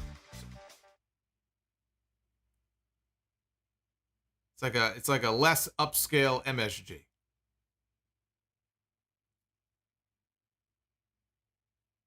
Yeah, speaking of the House of Black, I should mention this now. The House of Black coming to House of Glory, August 28th. Speaking of New York City, Terminal 5. Our biggest event ever. High intensity. Biggest event of the year, biggest event of all time for HOG. I'll be on the call again with the rest of the team, and we don't know who they're going to be in the ring with yet, but Malachi Black, Buddy Matthews, and Brody King, they are coming to Hog, August 28th. Very excited to be calling whatever match or matches they end up in. We've had Malachi, we've had Buddy in before, but again, not sure yet exactly what they're going to be doing, but that's going to be a lot of fun. Darth Panic with the $5. Your thoughts on Natty? Apparently no selling Liv's finisher and then pointing and yelling at her. Yeah, I don't know exactly what it was that pissed her off. I know her explanation, her tweet before she deleted it was she was just thanking her. She's full of shit. It was very clear from that segment that she was upset about something. Something happened in the match. I don't know if it was just Liv screwed something up. I mean, the finish looked totally normal. She hit the Oblivion, she pinned her. Could have been something that happened in the moments that led up to it that we didn't see, that did not get filmed. It happens. Apparently, they've kissed and made up. All is fine. So it's not a big deal, but very uncharacteristic of Natty. You know, she's a veteran. She's been there for a long time. We usually don't see her reacting in that way. So I don't know what it was. Obviously, Liv did something to piss her off, and it was not just a case of, oh, well, I was thanking her. That's the angriest thank you that I've ever seen in my life. But beyond whatever she said to her, like you said, she popped up and no-sold her finish. She pulled an Austin Aries and then walked out. I do love that Austin Aries is going to forever now be known as the guy who popped up and no-sold John Morrison's finish. You could say somebody pulled an Austin Aries and they'll know exactly what you're talking about. I think that's a very appropriate thing for him to be remembered for.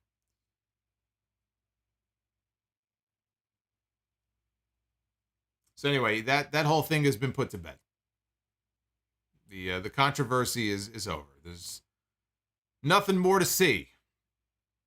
Unless it happens again, which I don't think it will.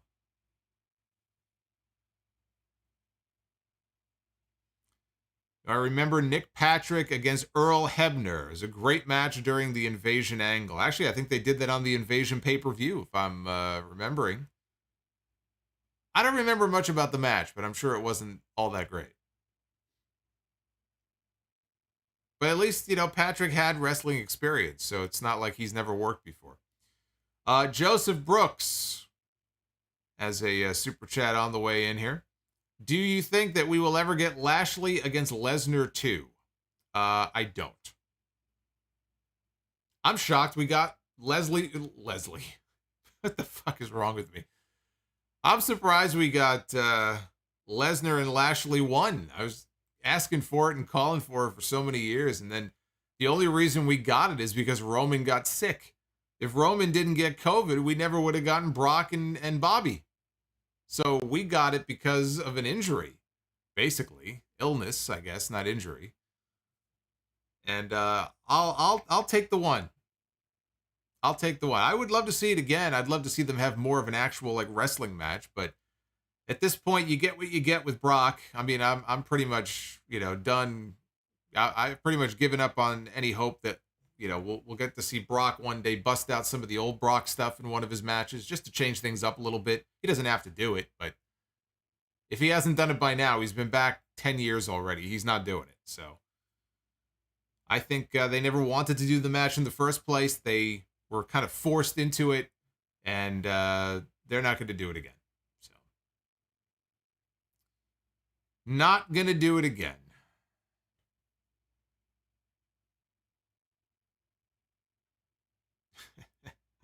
Leslie. That's going to be his new name now, Bobby Leslie. Better than Bobby Lindsay, as some people were calling him going into that Battle of the Billionaires match.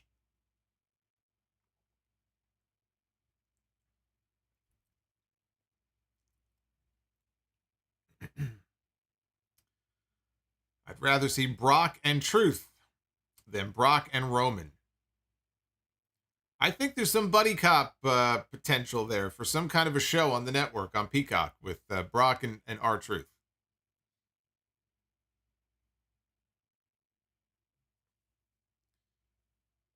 Why did Triple H against Brock never happen in Lesnar's first run? I think the only match they ever had was that three-way at the Australia show in 2002. I think it was Brock, Triple H, and The Rock. Global Warning, I think it was. Yeah, I mean, Triple H, when did Triple H get hurt? He got hurt before that. So, yeah, he was around. Once they switched brands, that pretty much killed it. So I think had he not switched to a different brand, it would have been inevitable. It would have happened. But I also think Triple H probably recognized the fact that they were strapping the rocket to Brock, and they were going to build him up, and Brock was the real deal. Brock was not some small guy that he was going to be able to kind of push around. And I think he understood that if they ever did want to book something with him and Brock, he probably would have come out on the losing end of that. So I'm not sure he really minded too much about not working with him. Brock went to SmackDown. Triple H stayed on Raw. He could dominate there. Anywhere Brock was going to be, he probably was smart enough to know that he wasn't going to be the dominant force. I doubt he minded. Amiibo. Is the G1 Climax free to watch? Or do I need a subscription to New Japan World? Also, why does Ron Darling commentate fewer Mets games? I think Ron is, I don't know, doesn't he have other obligations? Or at least in the playoffs, I know. He does TBS baseball. That might have something to do with it. Yeah, I was just watching the game earlier, actually, on my as I was making lunch. And I think it was just Gary and Keith. I don't think Ron was there. And nice win for the Mets. Go Mets over the Braves, even though, what are we now? We're only a game and a half up, I think, or 2 games. The G1, yeah, you need New Japan World subscription for the G1. Be calm, see clearly. What is Taz's greatest match and Sting's greatest match? Taz's greatest match, I don't know, because I don't recall. I didn't watch his full body of work from ECW, so I can't tell you if it's the match. He had that great memorable feud with Sabu. I don't know if it was against Sabu or if you would say. I'm almost inclined to say the match with Bam Bam Bigelow, but again, I don't think I've seen all of his key matches, so I'm not really the person to ask. In WWE, I can't remember very many memorable matches that he had outside of his debut. He had a great debut against Kurt Angle in the Garden. That was probably his peak. I know he and Spike Dudley won the tag team titles at some point, but, I mean, who cares about that? He peaked his first night in the company. That's never a good thing. As far as Sting goes, Sting has had some great matches. Even in TNA, I remember him having a pretty damn good match, a pay-per-view match against Kurt Angle. But, look, you could say the match that put him on the map, the 1 hour, or not 1 hour, the 45-minute draw with Ric Flair and the Clash of the Champions. I'm a big fan of Sting's matches with Vader. And they had a whole series of matches. There were three matches in particular in that 1992-93 period. The King of Cable tournament final, the White Castle Affair strap match. I think those are 2 of Sting's greatest matches. Sting had a great match on Nitro, actually 2 great matches on Nitro in 99 with DDP. And those are also on the list, probably top 5. As far as greatest matches that he's ever had. So, me personally, I'd have to go with Vader. It would have to be one of the Vader matches for me. Red Emissary of Darkness, Cinestick, and the Pokemon Beware, now tag champs. What the hell is a Cinestick? Is that some new thing that Cinnabon is offering? Is that some new thing from Cinnabon? I've never been in a Cinnabon before, so I don't know.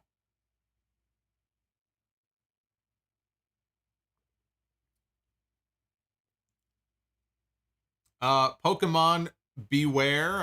I'm not a Pokemon guy either, so I am completely confused by that super chat. But what is my favorite Territory Days promotion in the 80s? Mid-South, Houston, Georgia, Southwest, World Class, Mid-Atlantic, or AWA? You know, back in the 80s and the early 90s, I wasn't following any of those promotions. I didn't have access to most of them. Having been able to go back and watch AWA content and world-class content on the network and some other stuff, I probably would have to go with Mid-Atlantic. Of all the ones that you mentioned, I mean, I've gone back and watched a lot of AWA stuff, but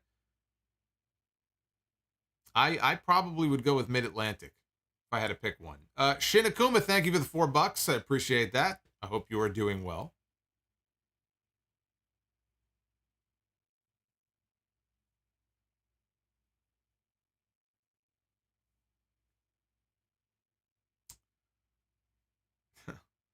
Taz versus Taz versus Sabu. Again, people talk about Taz against Sabu, and I just really wasn't following at the time a lot of the old ECW stuff that he was doing in real time as it was happening. So I don't have any personal favorite Taz matches or Sabu matches.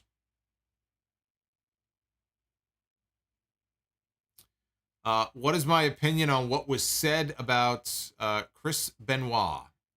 You need to listen to Sound Off episode 764. I did a whole 10-plus minute segment on it, on the whole Jordan Grace thing. It's not up on YouTube. The situation has since been put to bed. Although some might say that she only made it worse by doing that. But yeah, if you want to hear my thoughts, it's on the last podcast, episode 764. You can find it on Spreaker, Apple, Spotify, and all the usual places. That's on the flagship. You got to be listening to the flagship show. Come on, guys. You got to listen to the flagship. The mothership. The mothership. We're celebrating 15 years in November. It's going to be 15 years of the Sound Off in November. My birthday in October. Right, we got a landmark birthday. We got a landmark anniversary. Back-to-back months. October and November. Big months coming up. Randy Bobandy. If my Orioles win a World Series before your Mets, will you wear an Oriole shirt for a week? A week worth of streams. I'll pay for the shirt. No. That would be blasphemy. Why? I may as well wear a Yankee shirt. I mean, or even worse, I may as well wear a Braves shirt or a Braves hat. Boy, you'd have to be out of your mind to be wearing a Braves hat. Come on now. I can't do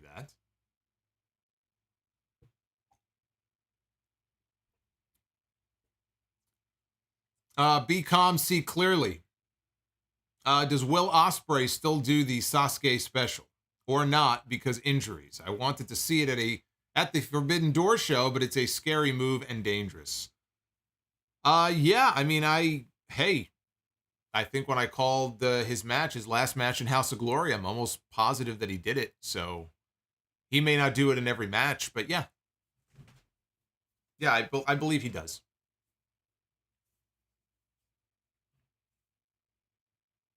I believe so. Hang on a second, guys. Hang on.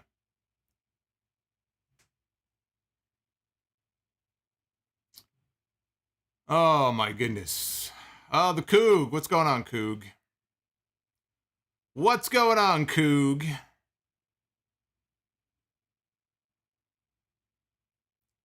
What is going on to the Coog? All right, hang on for a second. I'll be right back, guys.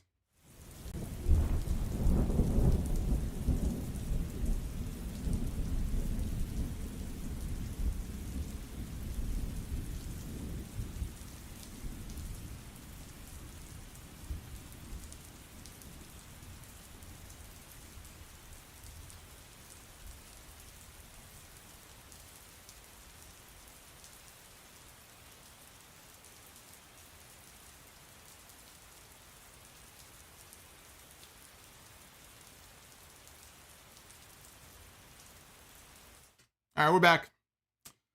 What's going on here? EJ Slemp. EJ Slemp with the $4.99. ESPN Classic used to have I almost said AEW. AWA reruns, and that was the first time I saw a young kid named Curt Hennig.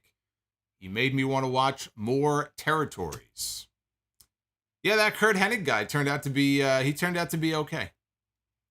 I would say that he turned out to be an okay wrestler. I would say just okay, right? Just he had an okay career for himself.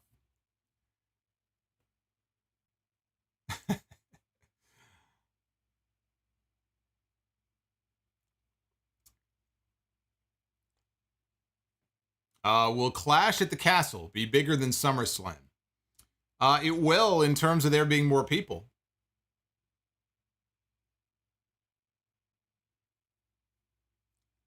Boots! Good to hear from our boy Boots.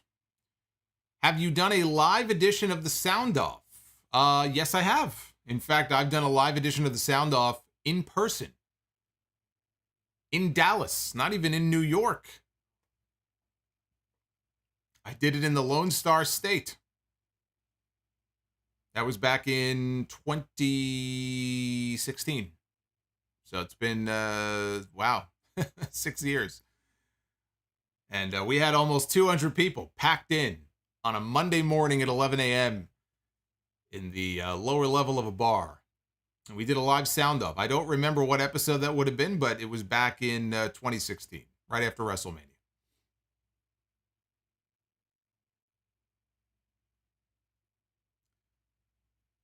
The sound off is as old as my sister. She's about to turn 15 in September.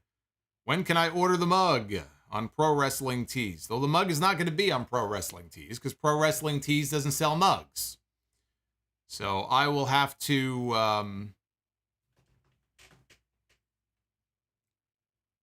Hold on, guys.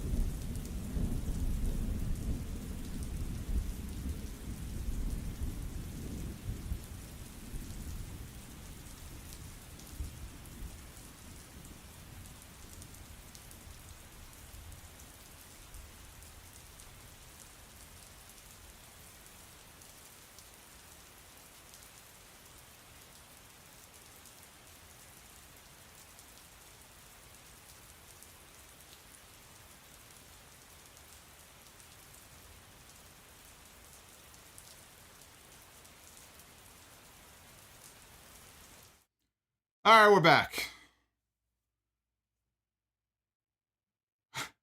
What's going on? Domination Warrior. Domination Warrior, I didn't know you were here. What's going on, brother? I gotta leave you hanging. Ever seen The Boys? That show is nuts. No, I hear great things about The Boys. I have not seen The Boys, but I know it is a very well-regarded show. People have been telling me I should check out The Boys and Billions. Those are two shows that I have not seen, but I will have to make an effort to watch them at some point.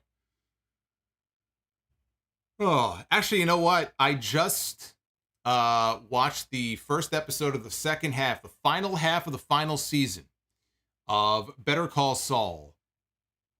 Unbelievable. I just watched it yesterday. It was from Monday night. And wow, all I can say, there's a certain episode of Breaking Bad in that final season, Ozymandias, which is probably the greatest hour of television that I've ever seen.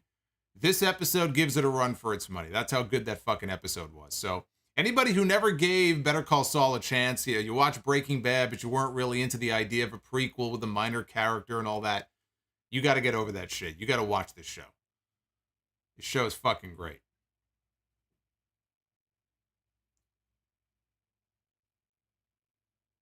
So yeah, no spoilers here. I'm just telling you though, amazing show. And how it keeps getting snubbed in the fucking Emmys, I'll never understand. How does this show not get more nominations? What is wrong with these people? These people are idiots. Deserves more nominations than it gets.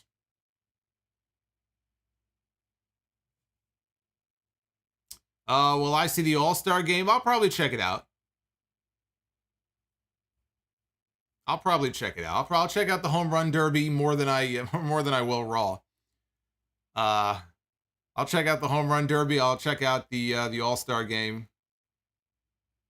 I just hope it doesn't stall our momentum, the Mets' momentum. You know, the All-Star break, sometimes it can fuck with the momentum of a team. I don't want that to happen to my Mets. We got a good thing going.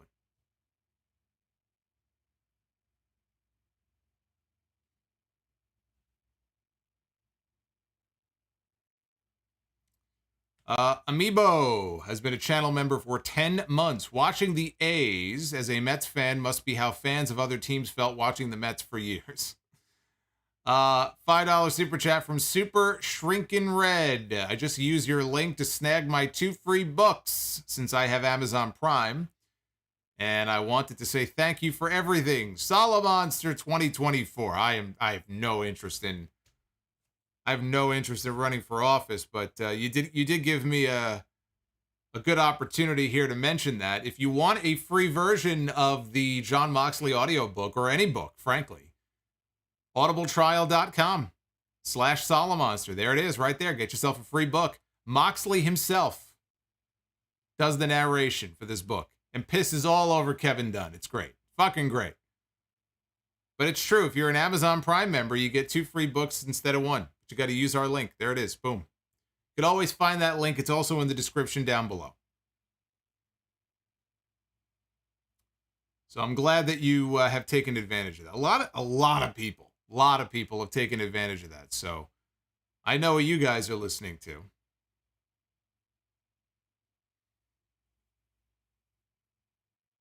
Kidman had the best shooting star press. Randy Bobandy has been he's been hitting the either the vodka or the whiskey a little too hard tonight. I'm not sure which. I don't think whiskey would warp the brain quite that much.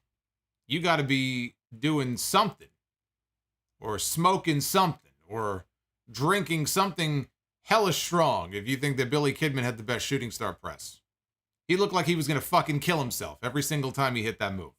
Ugliest shooting star press I've ever seen, Billy Kidman. Devin from NJ2000, who would rank higher in GOAT category, Rey Mysterio or Eddie Guerrero? Oh, man. Rey is more, you know, when the book is closed on Rey Mysterio's career, he will go down as being more of a trailblazer and influence, I think, than Eddie Guerrero. Eddie Guerrero was fantastic, but Rey Mysterio is just in a category all unto himself.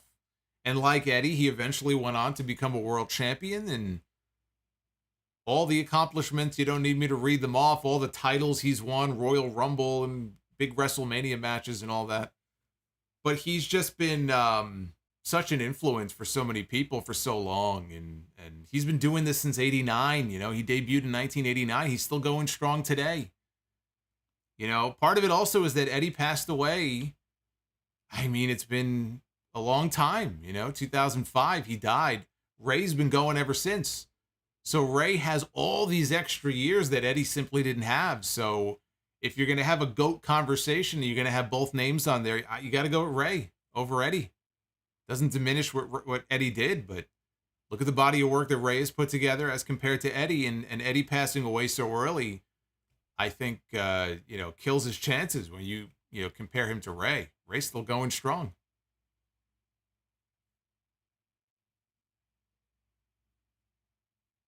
Darth Panic. What is the best wrestling book that I have read to date? Man, there's been a lot of really good ones. I enjoyed, I mean, Mick Foley's, first book, the Have a Nice Day book. I mean, that kind of opened the floodgates to all of these wrestling books. I think when people saw it, that the book would go to #1 on the New York Times bestseller list, for a wrestler.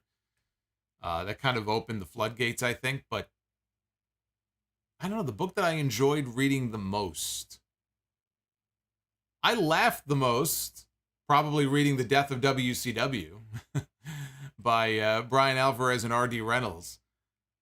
But I mean, there's been a lot of really good books, God, even the Bob Holly book from all those years ago, and the Daniel Bryan book. A lot of people rave about Daniel Bryan's book and just how open and honest he was about himself and his career and his experiences. Trying to pick one, I don't know. I'd have to think on that a little bit more. Hey, I said Super Shrinkin' like he's a head shrinker. Super Shinkin' Red just became a Sound Up channel member, or renewed anyway as a Sound Up superstar. So thank you, brother. I appreciate that. C. Moonsalt. Do you think McMahon allegations is one big work? That's a dumb question. What kind of question is that? No. No, it's not. Hogan's book, huh? You can find Hogan's book. Hogan's book, go into any library, any Barnes & Noble. Hogan's book is in the fiction section. That's where you can find it.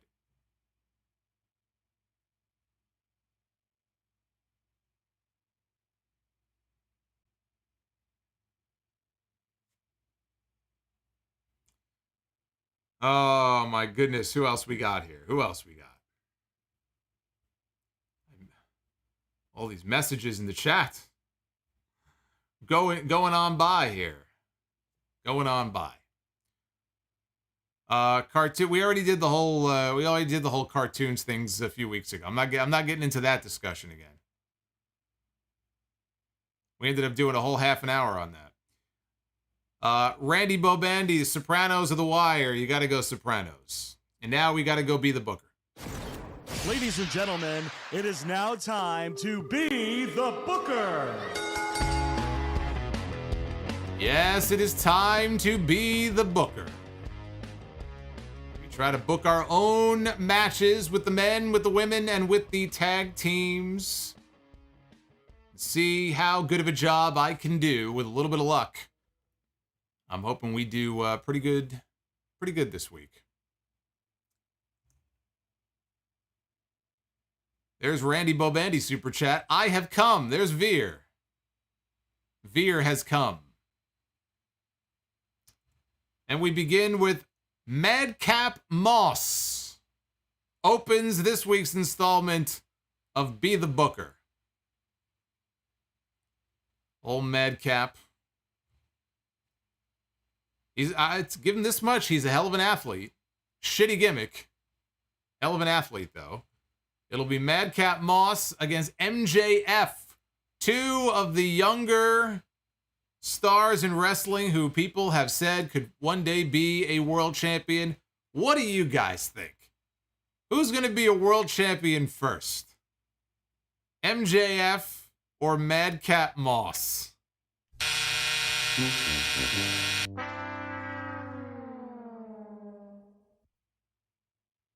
I'm sorry, that's not a match that really excites me.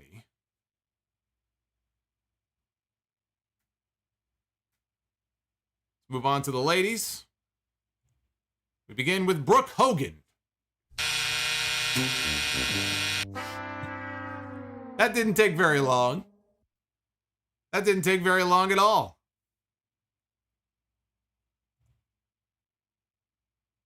Brooke Hogan going to take on Tennille Dashwood, former Emma. Well, I've already given it the buzzer, so you know my thoughts on that. That is not a match I have any interest in seeing whatsoever. Oh boy, it looks like we may be heading for another hat trick here, guys. We may be heading for another hat trick. We need the tag teams to save us. Can they save us? We begin with the Street Profits, the former SmackDown and potentially soon to be unified WWE Tag Team Champions. I guess a lot of it depends on who that special referee is going to be at SummerSlam. My vote goes to Sami Zayn. Street Profits. Can you imagine if the Usos come up right now? Street Profits are going to be taking on Andre the Giant and Haku, the Colossal Connection.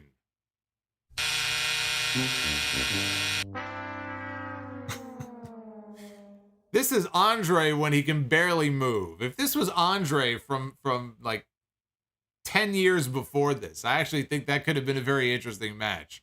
This basically would be a handicap match. It would be the Street Profits against Haku. It would be 2-on-1 Street Profits and Haku. I can't give that the bell. I can't give that the bell. We didn't do good this week. We didn't do good this week. They can't all be winners. Andre Israel, what's one of your favorite Undertaker matches? One of mine is Undertaker against Kurt Angle at No Way Out 2006. Very underrated. It was an excellent match. One of my favorite Undertaker matches is my favorite Mania match of all time, Undertaker and Shawn Michaels in 2009. I'm trying to think of an Undertaker match that I haven't really talked about that might surprise some people. You know, honestly, I actually enjoyed Undertaker and Yokozuna. And it's not even like any one particular match, like the casket match, or I don't know. There's just something about that feud and those two working together and the way they played those characters at that time. I enjoyed it. I'd call that a guilty pleasure because the actual matches maybe weren't anything overly spectacular. But I liked it. I like Undertaker and Yokozuna feud. Call me crazy. Magic Mac Music with the $6 says, love you right back. We're showing love here on the stream tonight. I love Magic Mac. Thank you, sir.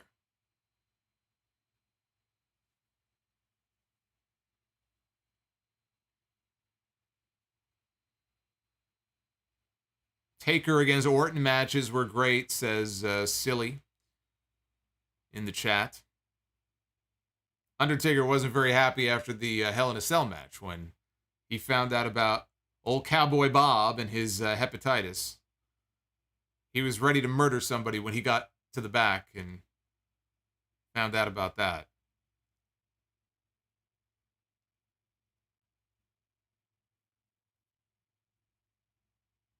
What was I saying about the mug? Yeah, the mug, I'll have to see. The mug, I have to set up a store. It'll probably be on Zazzle. The mug that you see here was created using Zazzle. I like the way it looks, so What I would have to do is just I'll set up a separate store. It might just have mugs in it, because Pro Wrestling Tees doesn't do that. So I'd have to set something up separately, and if I do, I'll let you guys know. Right now, it's not available, but I'll probably make it available soon. Where would Test be had he not died? Not in WWE.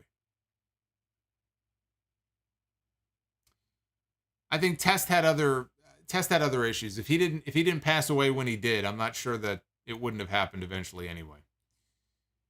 But would he still be in WWE? Would he still be like a major star? No.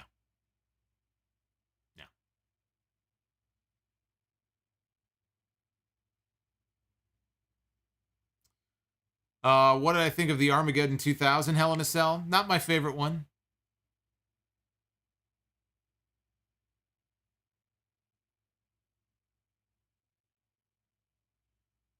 Taker and Edge matches are underrated. The WrestleMania match they had was pretty good. Of course, the main thing about that match that I will always remember is Charles Robinson doing the Ultimate Warrior run down that long-ass aisleway in Orlando down to the ring, sprinting down to the ring. Somebody did a YouTube video, and they took that clip and they slowed it down and they set it to Chariots of Fire. So, Charles Robinson, we were talking about referees before and how awful Rick Knox is and some of these referees. Charles Robinson is one of the best. He's great. I think Charles is excellent. Darth Panic with the Darth Panic with the $5. With all the negative press surrounding McMahon, do you think Cena and Rock will distance themselves from the company? I would. If I were their people, I wouldn't want them to have anything to do with WWE until this is resolved. They don't have to. They don't have to be doing this. All it does is it ties them in with a company that people already think is sleazy. Now you have a boss. I mean, he's not technically the boss now. I mean, give me a fucking break. As long as this is going on, if I were their guys, I wouldn't want to have any involvement with them.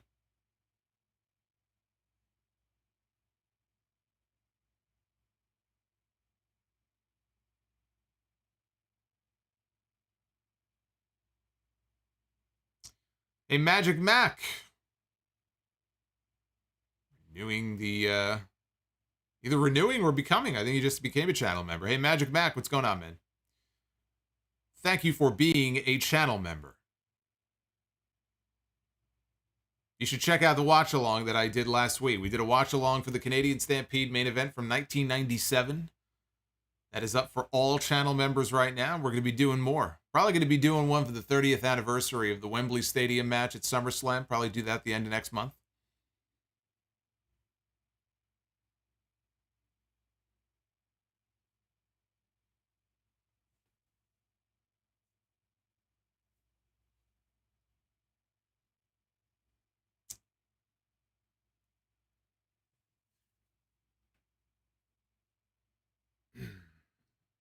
All right, guys. I'm all tapped out. This has been fun hanging out with you. Always appreciate you spending your Wednesday nights with me and your Friday nights, of course. We still got messages coming in. Del Fuego. Thoughts on Awesome against Tanaka, one night stand. It's in my top 10 favorite matches. First time ever watching Mike Awesome at the time, and he was incredible. Yeah, Awesome was awesome in that match. That was my favorite match on the entire one night stand show. Those two guys, you look back on it now and some of the abuse and the chair shots and everything, but those two guys, man, they put on a fucking show that night. And Awesome, people say, well, how come Awesome didn't sign with them? How come they didn't pick him up after that match? He blew out his knee. The very end of that match, Mike Awesome blew out his knee. You could kind of tell if you go back and watch as he's leaving because he's favoring the knee. But yeah, those guys came with the intention of stealing the show, and they did. That was the show-stealing match of the night at One Night Stand.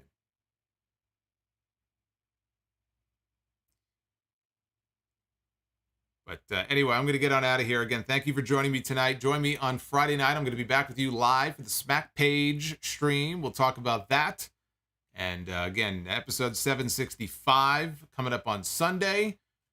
Don't forget, again, if you missed it, I'll throw it up one more time. Sound Off Gamer, brand new. My Rise, episode 7. It is up.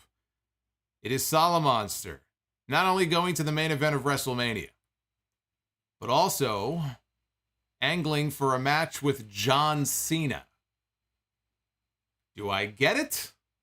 There's only one way to find out. You got to watch. You got to watch the video. I'm not going to spoil it. I'm not going to give it away. You got to watch yourself.